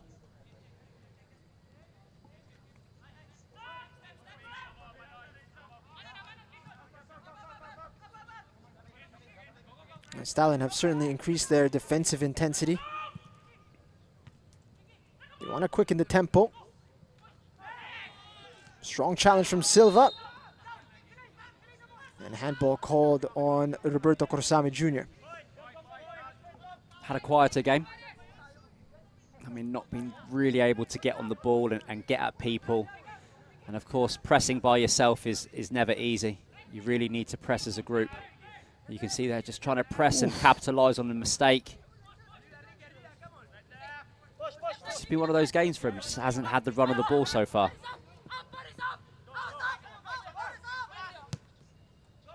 Looking for the run of Pusing. It was read all the way by Wako Cañas.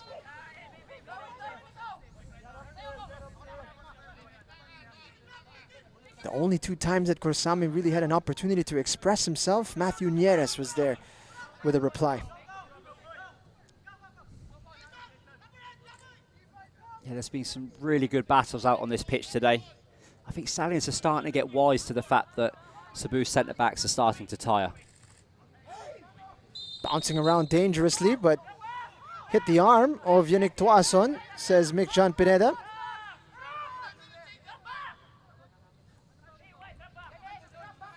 And we have 15 minutes left, Jing. Let's have a look at it here from the throw-in. Did bounce around, but it was very quick.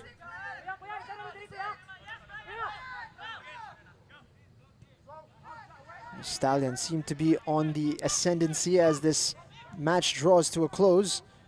But they're going to need to work quickly because, as you said, less than 15 now for them to work with. If it remains this way, it will be penalties after regulation. No extra time, as this is a battle for third.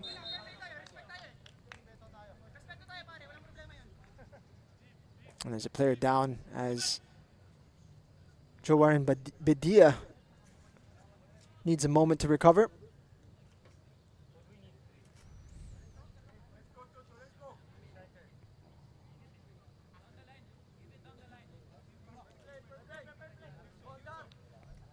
Jowarin Badia from Calinog, Iloilo. He's actually got Alcantara in his name.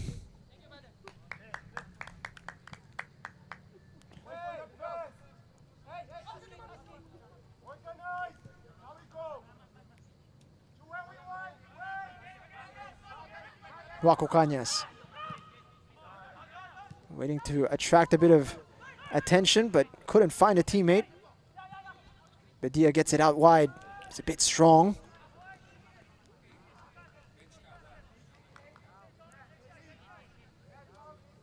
McDaniel just gripping his hamstring, which is never a good sign.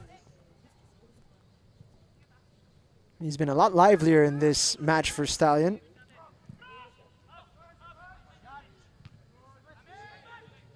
Yeah, it's taken him a couple of games, Jing, but he's had a better game influence, as you would say. I think he's been more effective second time round against Cebu.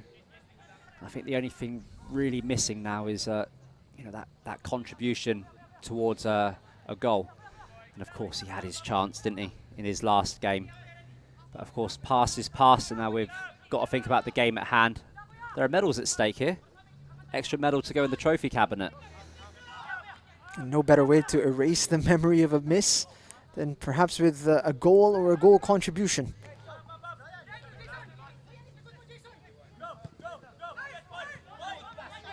Tuason. Good running from Angeles.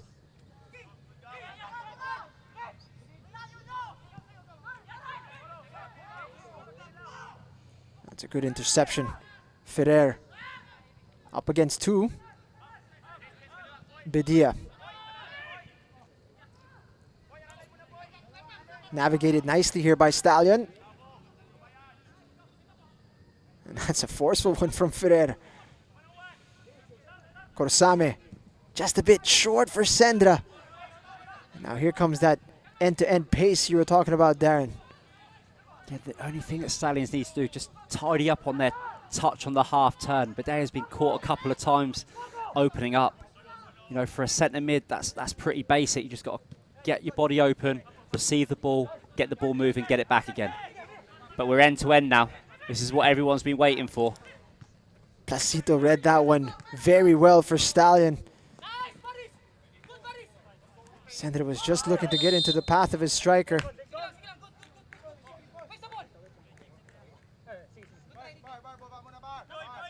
"10 minutes to find a winner."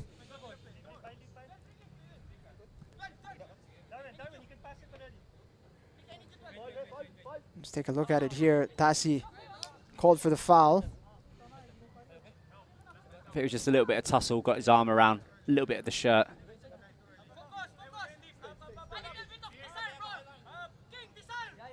Now you can hear it now.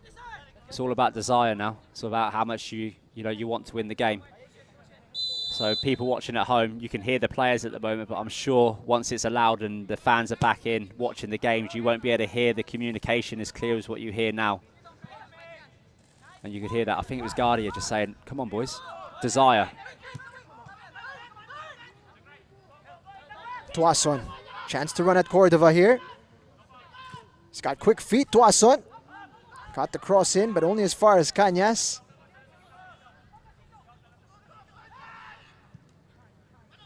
Looking for the outlet. Miyagi, 4 white shirts around him. It's a difficult job he's got. It's difficult because he's making it difficult. Just stop getting involved physically. Just drift a little bit more. Be a little bit more game intelligent. Show your feet. Get on the ball in space.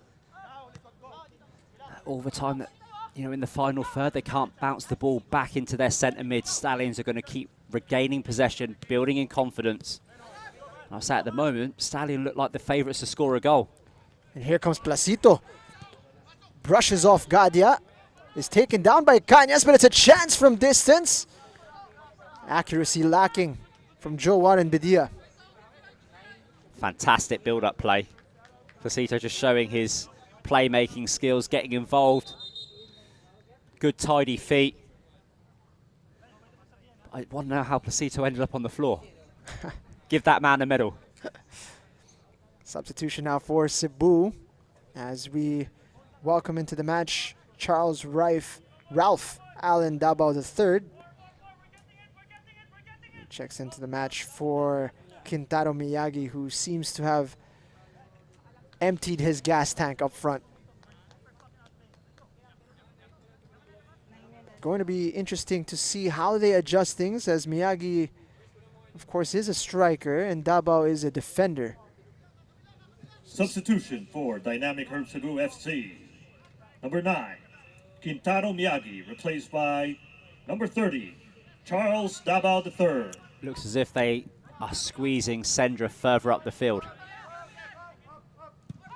Putting him on as a little target man, try to get a little bit more creative in the final third. And of course, try to get some physicality against that man Placito. Ferrer with his head up. Gadia. Stallion able to recover. Cordova's ball into the middle. It's cut out by Tuason.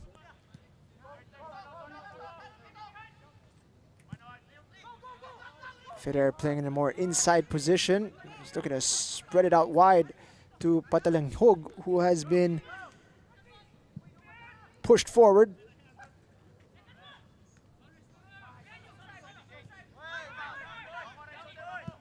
Pusing.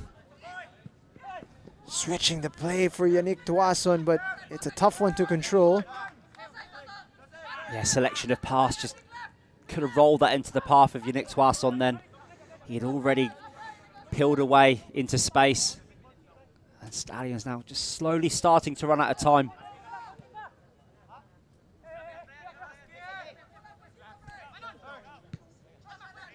Perhaps the reason why they are preparing a substitution.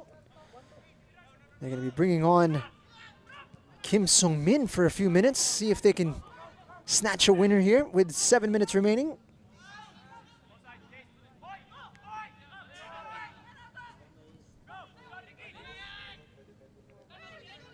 He's got quick feet, Placito. He's tidy in the middle of the pitch. It's a good pass from James. Pusing in a battle with Ferrer. And it's Nicolas Ferrer who's blown for the whistle.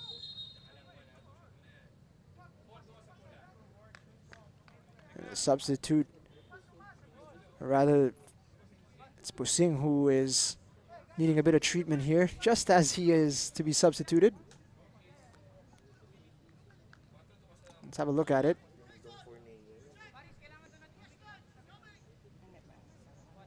And there it is. It's a little tugging battle between Ferrer.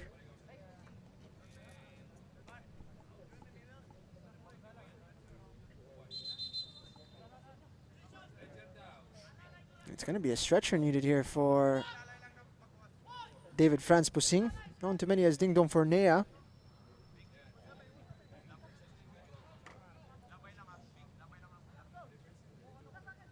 Nicolas Ferrer has emerged as a key player for this Cebu side. He brings a lot of energy. He brings that energy, also brings excitement. I think every time he gets the ball, there will be fans of Cebu really cheering on the team. He's got good feet, he's got good vision, and he's showing his versatility now. He's able to drop a little bit more central and try to influence the game from the middle of the park as well. Here comes the substitution.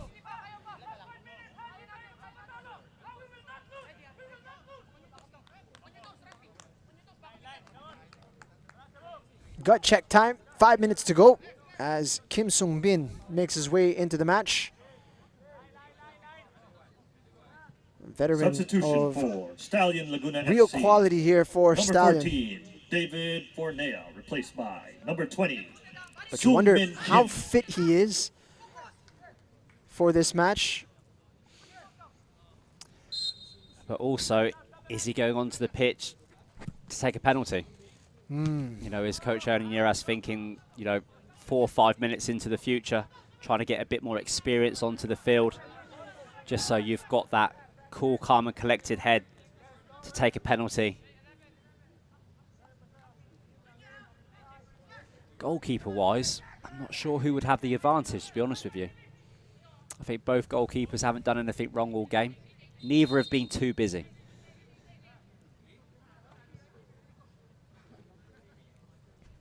In terms of build, James looks the shorter of the two goalkeepers, but agility-wise, we saw a few examples earlier on.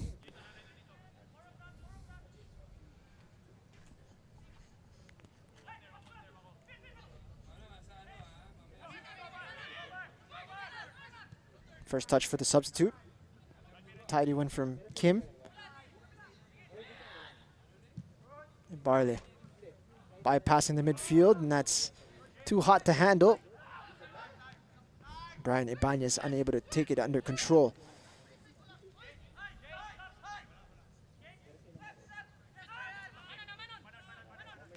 Ibanez causing troubles.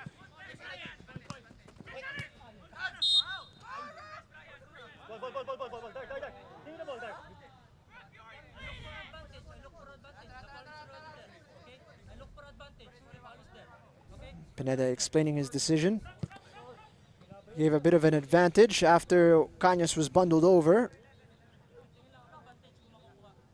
And there it is. Advantage did not play out, so he's pulling the ball back to the point of the collision.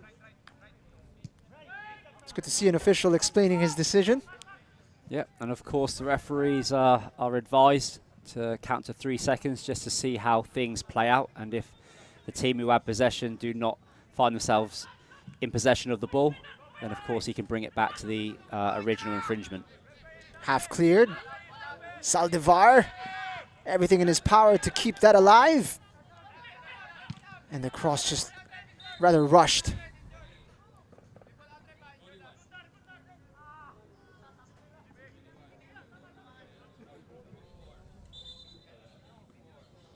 Player down now. Looks like McDaniel. You hope it's not his hamstring. He was clutching it earlier. Here's that moment. Regala with the half clearance. Saldivar, lovely slide here to keep that ball in possession. Dabao's ball into the box, only finding Silva. McDaniel in some significant pain. You wonder if it's just cramps. If so, he might be able to continue.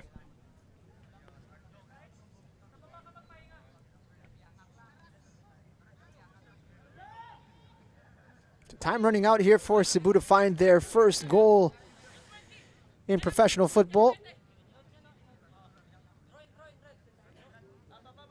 as the prospect of penalties becomes more and more likely. Yeah, it's most certainly looking that way, Jing. It doesn't look as if either side have been able to find the tactical adjustments in the final third to create more opportunities. I think a draw is a fair result, considering the amount of chances that either side has been able to create. Additional playing time of 3 minutes. 3 minutes added on. That's all the time that remains for either side to find a winner here before we go into penalties.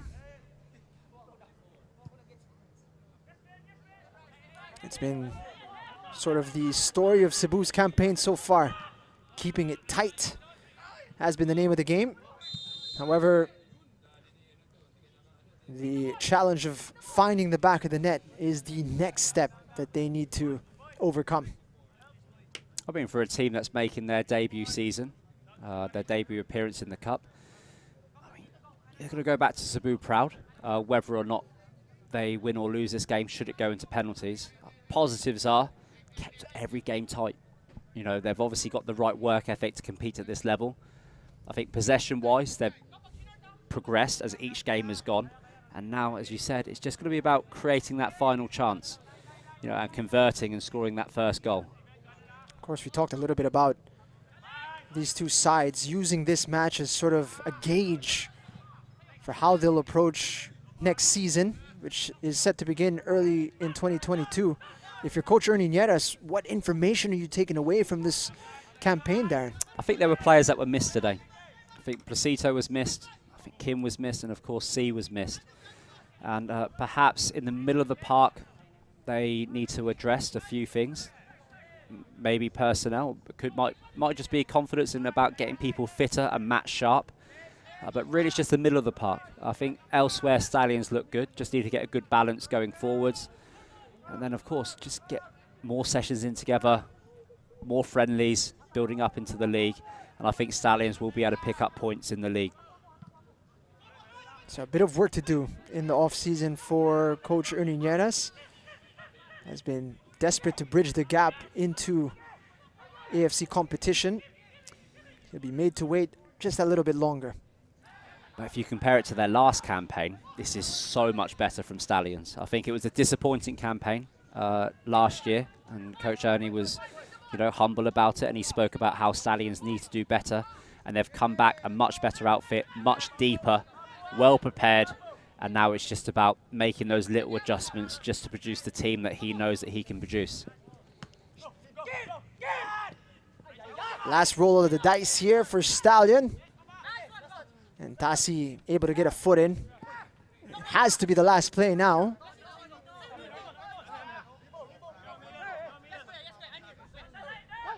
Can Stallion muster something here before the final whistle blows? Regala launches it forward. Tuason gets his head to it, and Gadya is going to be able to clear. Korsame able to turn. Oof! Was kicked there by Silva, and there's a retaliation from Korsame. He did not appreciate. Well, I think if the referee's assistant has got the same view as us, could be in a lot of trouble here because there was definitely an arm thrown. Is this the second time we're going to see a red card in a match played between Cebu and Stallion? Let's take a look at it. Korsame. Definitely was a bit of a kick out there from Silva, but Korsame reacts badly, and the arm was up. Didn't look like a punch, but... Just trying to get away with it, you know. It's very, very late in the game. I very much doubt that the referee will be looking to send someone off. But you just got to be smarter there. I mean, you're a striker. You know the game's going into penalties. You don't do something like that. Don't take the risk. You've got to be one of the first people to put your hand up and say, yeah, I'm taking a penalty.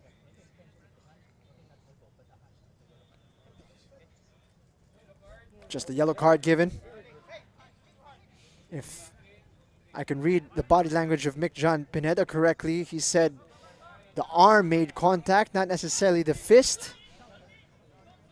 And so inches away from perhaps a card of a different color being brandished. All comes down to the interpretation of the rules. I mean, very lucky, I would say, that the scenario is it's 0-0 and there's only one more kick left to go in the game. I think if that happens earlier in the game, the referee might come down a little bit harder. This certainly has to be the last passage of play now as Gadya looks to send this one into the box. Nope, played short to Cañas actually. And that is enough for the final whistle to be blown, which means penalties. The first set of penalties we will have, ladies and gentlemen, the match is in tied this at Copa 0-0 Paulino after Alcantara. 90 minutes of playing time. And Therefore, it's going to be happening kicks from the penalty right will be around the taken to corner. break We're the tie not going to and go to a determine break. the winner. We are going to continue directly into the shootout. And for those unfamiliar, Darren, how does the shootout work? Well, what would happen is now is that no player should leave the field of play, and then the coaches will have to have nominated 5 kickers from each team, and then those guys will proceed to the middle of the pitch, and then one by one it would just be penalty after penalty after penalty. Best of 5, and of course should after 5 penalties everything be all square, then we go into the sudden death penalty shootouts where if one team scores and one team misses, we will end up with a winner. Nevertheless, doesn't matter now, we are going to go into penalties and there will have to be 5 very brave players to put their hands up and step up and leave it down to chance, they say, in a penalty shootout. In the end, nothing to separate the two sides in regulation, and it seems I have lied. We are going to take a short break. When we return, the drama of penalties. Don't go anywhere.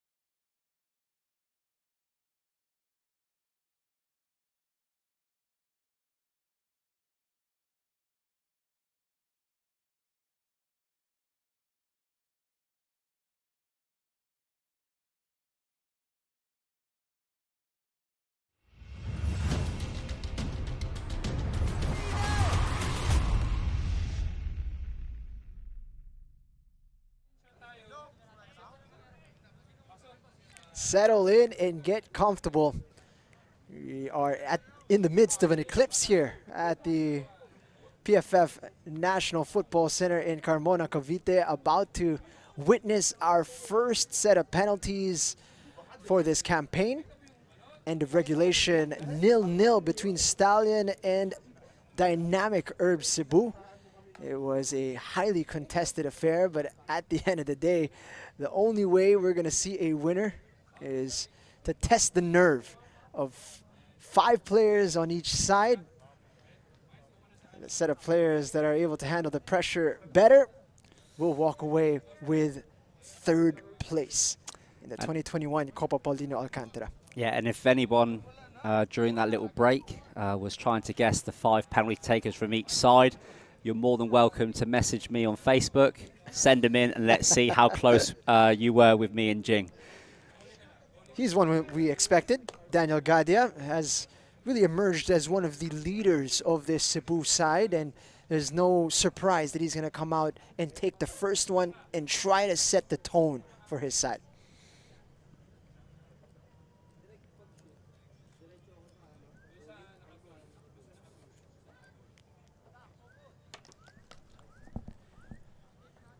So here we go. First penalty. Daniel Gadia sends James the wrong way. And there he is. You see how much it means to him.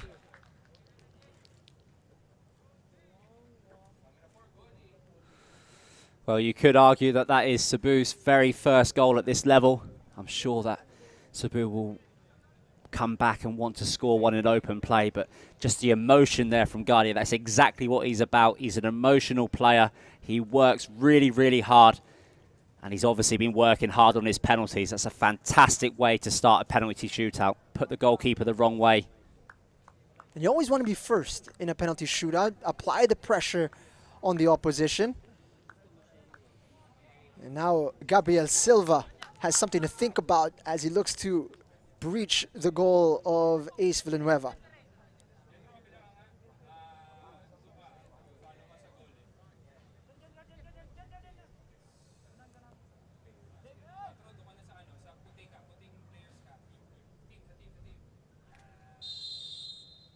Can Gabriel Silva level things up for Stallion? Cool, calm, collected from the center back. One apiece.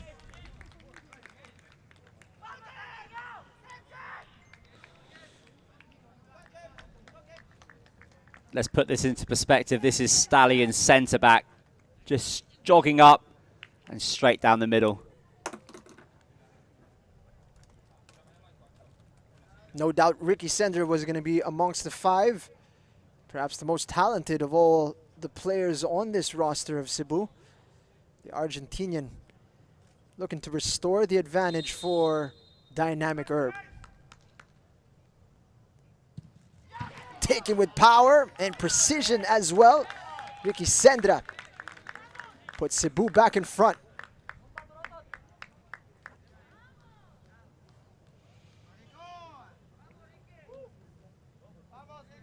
Puts it into the corner. James had the right idea. Just couldn't get there. We've seen one center back knock in a penalty quite nonchalantly. Now Placito gets his chance. Placito has already scored once in this goal.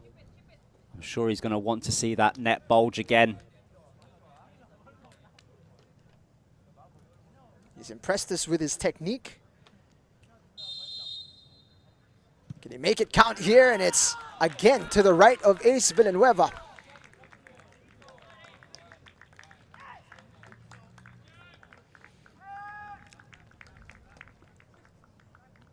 Rooted to the spot, Ace Villanueva. He's been beaten on that side already before. That was a penalty from the Kaya game, rather. Not from this one. But it is 2 apiece once more.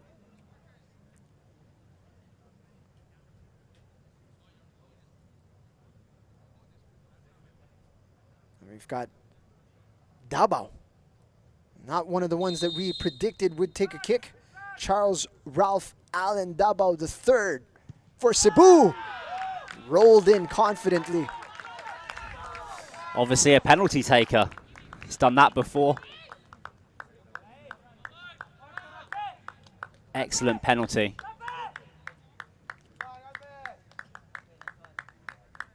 Nice and confident. Sends James the wrong way.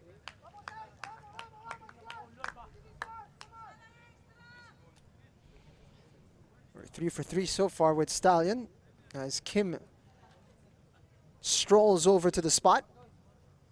Was introduced with about 6 minutes remaining into the game, so it was always going to be a factor when penalties came into the picture.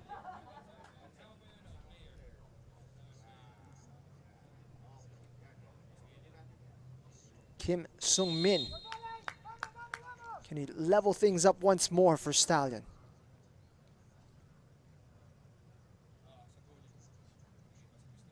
Makes up his mind. Kim. Oof! So close for Ace Villanueva. Agony for the Cebu goalkeeper. He had guessed correctly, but it was just out of reach. Right in the corner. Didn't hit it too hard. Probably hoping he could put the goalkeeper the wrong way. But Villanueva very, very close to that one. That's the closest he's got so far. But I mean, getting a hand on a penalty and saving a penalty, two very different things. And here come the mind games. James just handing the ball over there. Korsame getting set to take one.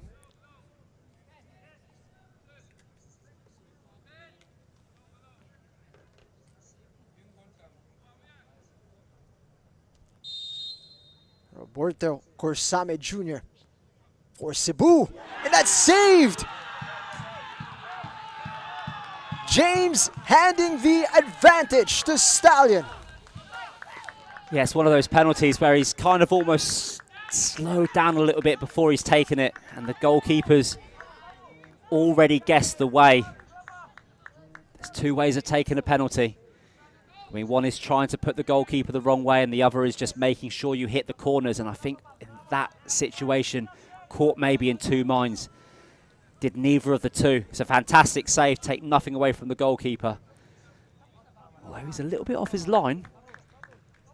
I mean, I know that the referee's assistants can be quite strict on that these days with the changes in the rules. Looks like it's Bedia. An advantage, Stallion. They're one penalty away from sealing third place.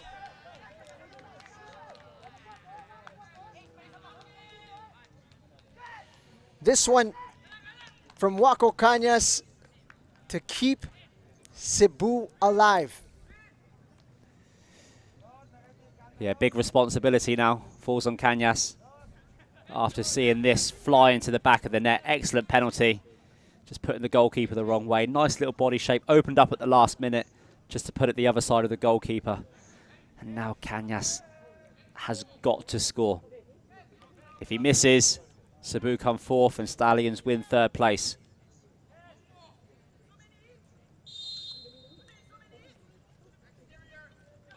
Wako Cañas into the corner. As cool as you like from the center back. Of course, no celebration from the Spaniard, as it's all down to Ace Villanueva to extend this game further. And it's Finn McDaniel who's got the opportunity to seal it for Stallion. The expression says it all for Cebu. They need McDaniel to miss. That's the scenario we're in now, Jing. If he misses, we're in sudden death. If he scores, Stallion's a third. Whistle's been blown. Finn McDaniel! Crossbar and in! Stallion, winners of third place.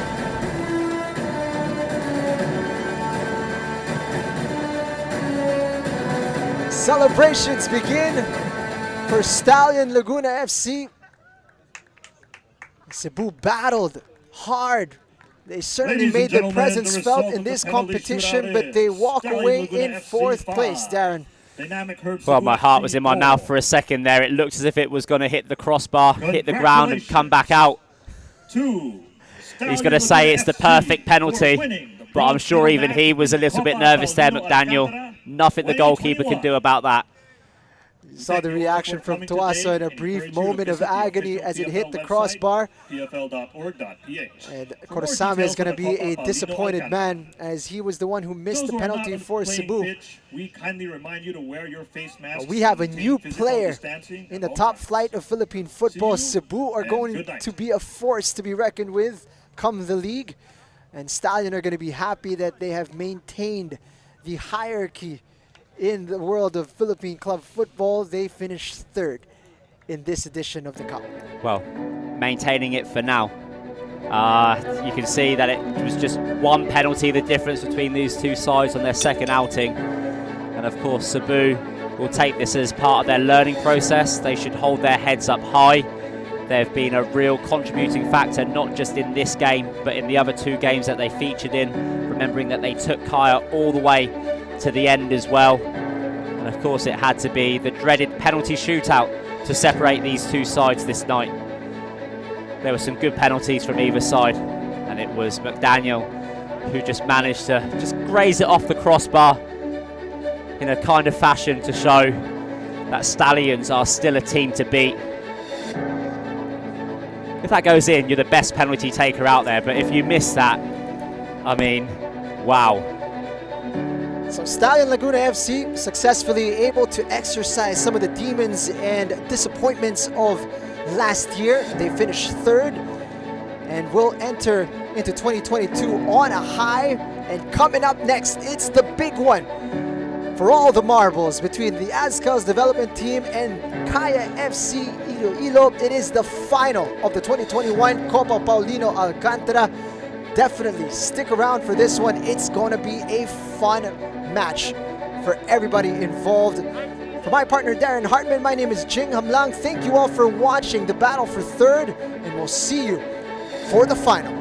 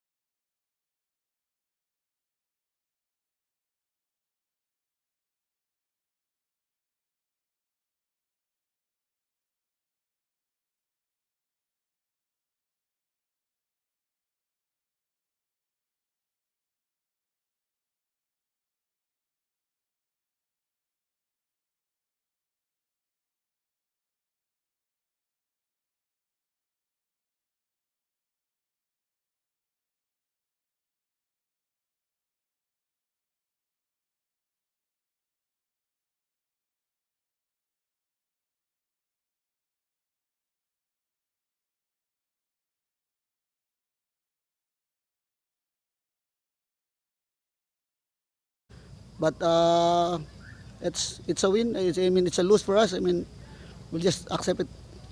Coach, over the past 3 matches that Cebu had to play here in the Copa, what are the positives are you picking up from this campaign? And how are you motivating yourself for next season? Yeah, this cup is very important also for us. But we gained this one for experience going back to the league. We wanted to have a win, but at least we can have motivate us also. But again, this cup we lose every game. It's a challenge for us. It's a challenge for myself to work harder as a coach, and we'll try our best for next year, bounce back stronger, and hopefully we can win matches next year. Coach, how does it feel that you have the entire Cebu province rooting for you in this competition? We're very happy for the support of Cebuano, all Cebuano football community, and even if they're not football, but they support us. But we really thanks for all the Cebuano support us, and hopefully we will bounce back stronger next year. Thank you.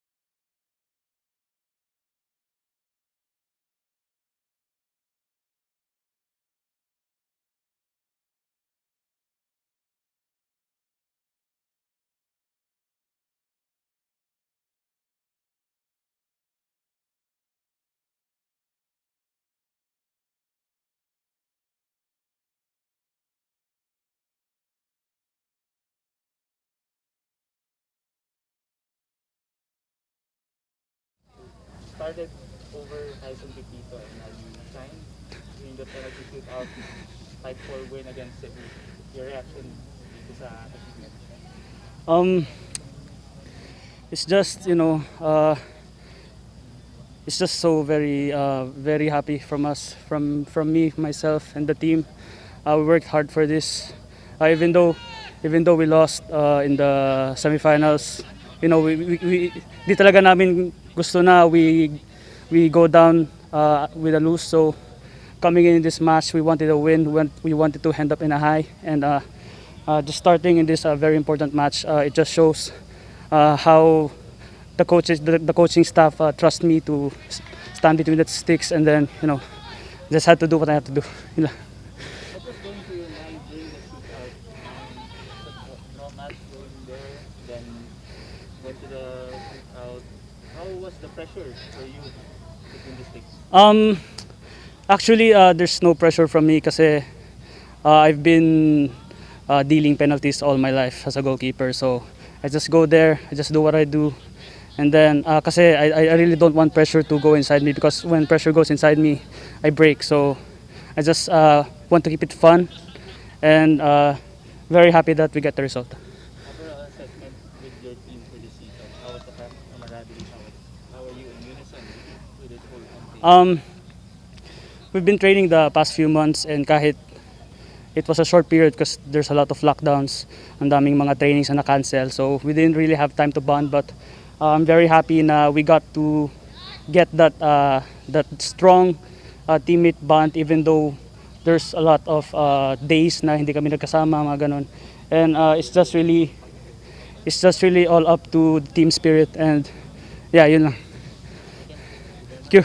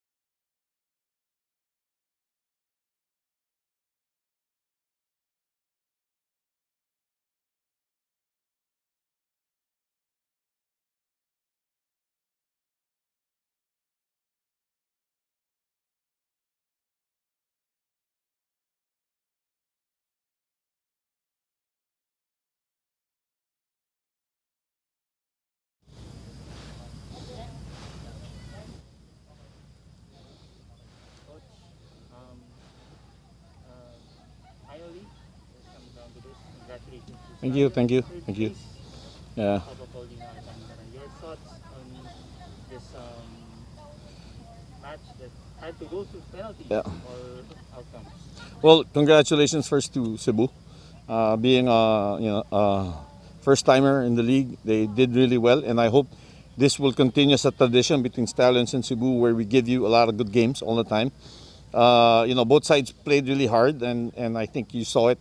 It was action back and forth, and we went to penalty shootouts. And last time I ended up in the penalty shootout, I lost 4-5. So, winning 5-4 is a blessing. What can you say about your group of players? They were with you for the whole year. They were just training, anticipating, waiting for the day that they play in this competition. Now, it has been rewarded by a third place finish. First would have been better, just like anything else, But I'm going to have to, wish both Kaya and ADT good luck in the match after this. But hey, I'm really happy. I wish our captain was here. It would have been nice for Balot Doctora to be here. But, with the players that we have right now and with the young guys that we're able to bring in, I think we were able to still give opportunities to some of the players, and we saw how they were able to handle pressure. So I think we can just improve, going towards the league. So hopefully we'll do a better job, in the 2022 league. Are we expecting much more dangerous Stallion next year? Yeah, we're still bringing in a few more, tanks. Maybe we'll bring a few more tanks. Looks like we need more tanks. But hey, thank you very much for the Philippine Football Federation and the PFL for our president, Nonong Araneta. Belated happy birthday, our General Secretary, Ed Gastanyas, and our chairman, Coco Torre, and my golf buddy here, Mr. Sedelf Tupas. Okay, thank you very much for hosting this event. It was a big challenge to get it hosted, but my hats off to all the teams that participated, really, because it really helped. You don't know how much it helped our club. Okay.